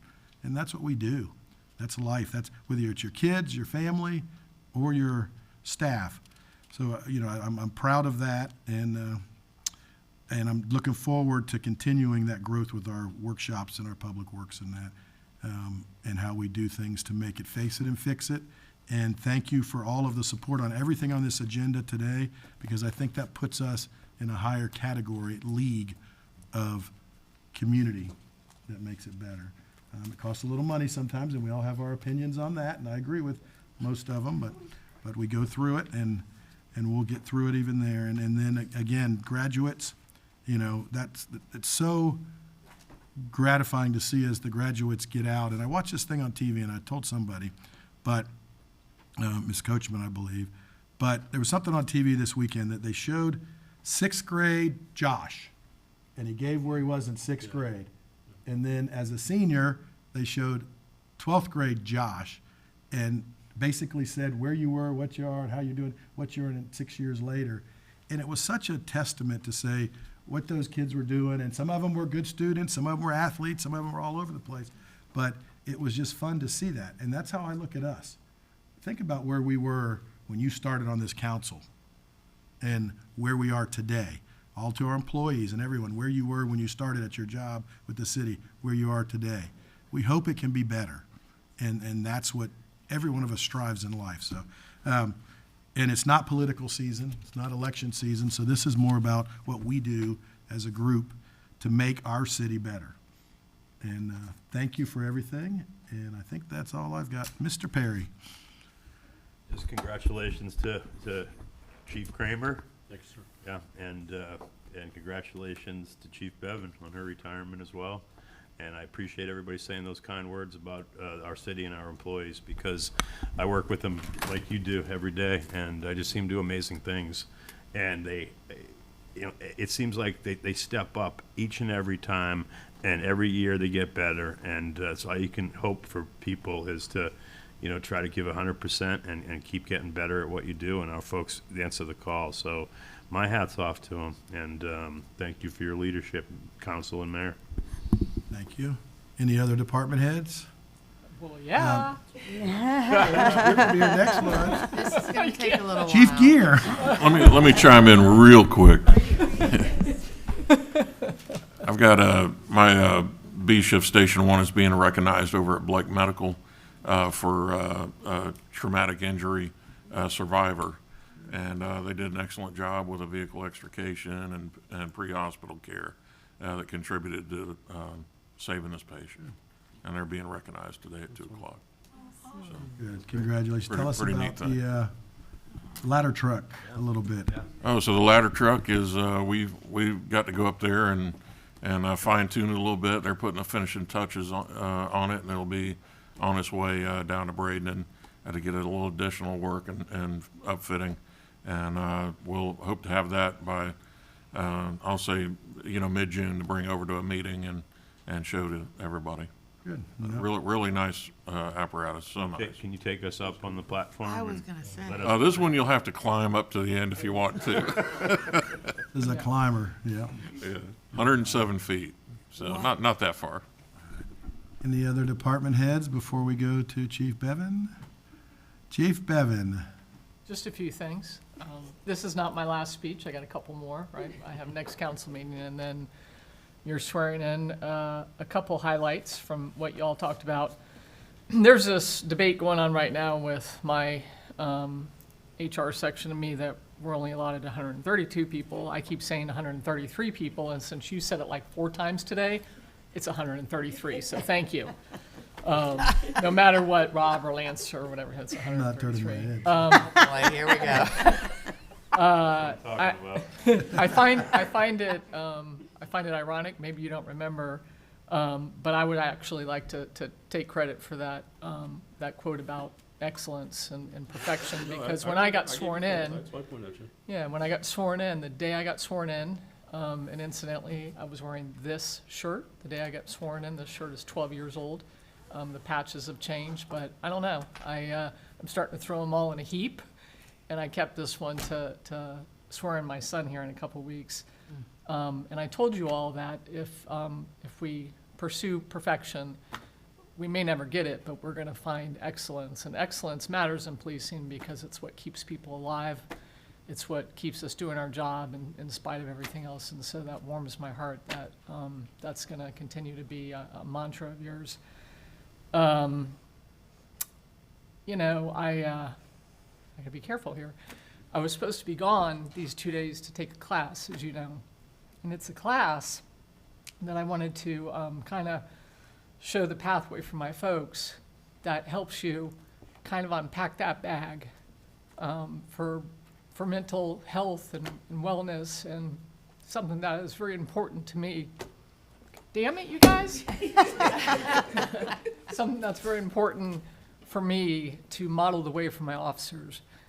I couldn't make it because we had this, and my joke to my wife was like, well, everybody's going to be emotional and crying up there, so I'll just be able to like join in the fray, and same difference, right? because this council, this place, this city, this agency is so good with emotional support. We are at the top of our game. You don't really need a class to help you get there, but this was in Coral Gables, and it would have been kind of fun for me. But this was more important, and you know, I will tell you all while you're still sitting here, because I'm not sure that you'll be at the next one. I wasn't happy about getting returned to the dais, as you know. I like being in the I like being in the audience, but what a great group to be a part of. What a great group to sit up here. Best boss I've ever had. And I've had some good ones. All right. You guys got the annual report in front of you. We have some extra copies, should you need them. Start on page. It doesn't give a lot of data and stats. You know, we have those in different areas, but it gives a great snapshot of who we are as an agency. So by all means, if you guys need some more, please ask. Hopefully you're going to involve yourself into the Dive Into Reading program, which begins next week. If you need help signing up, please, and I'm looking at all of you all, anybody is welcome.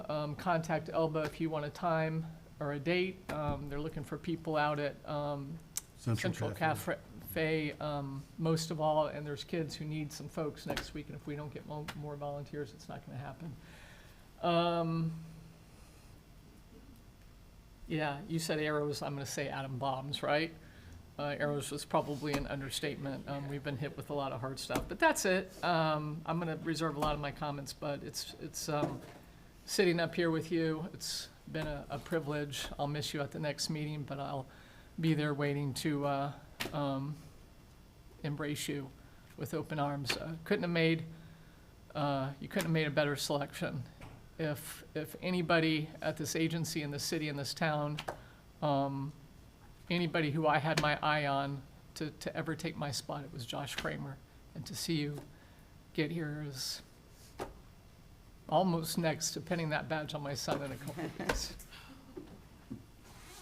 So. All right, we'll be adjourned. Thank you. There was no tear that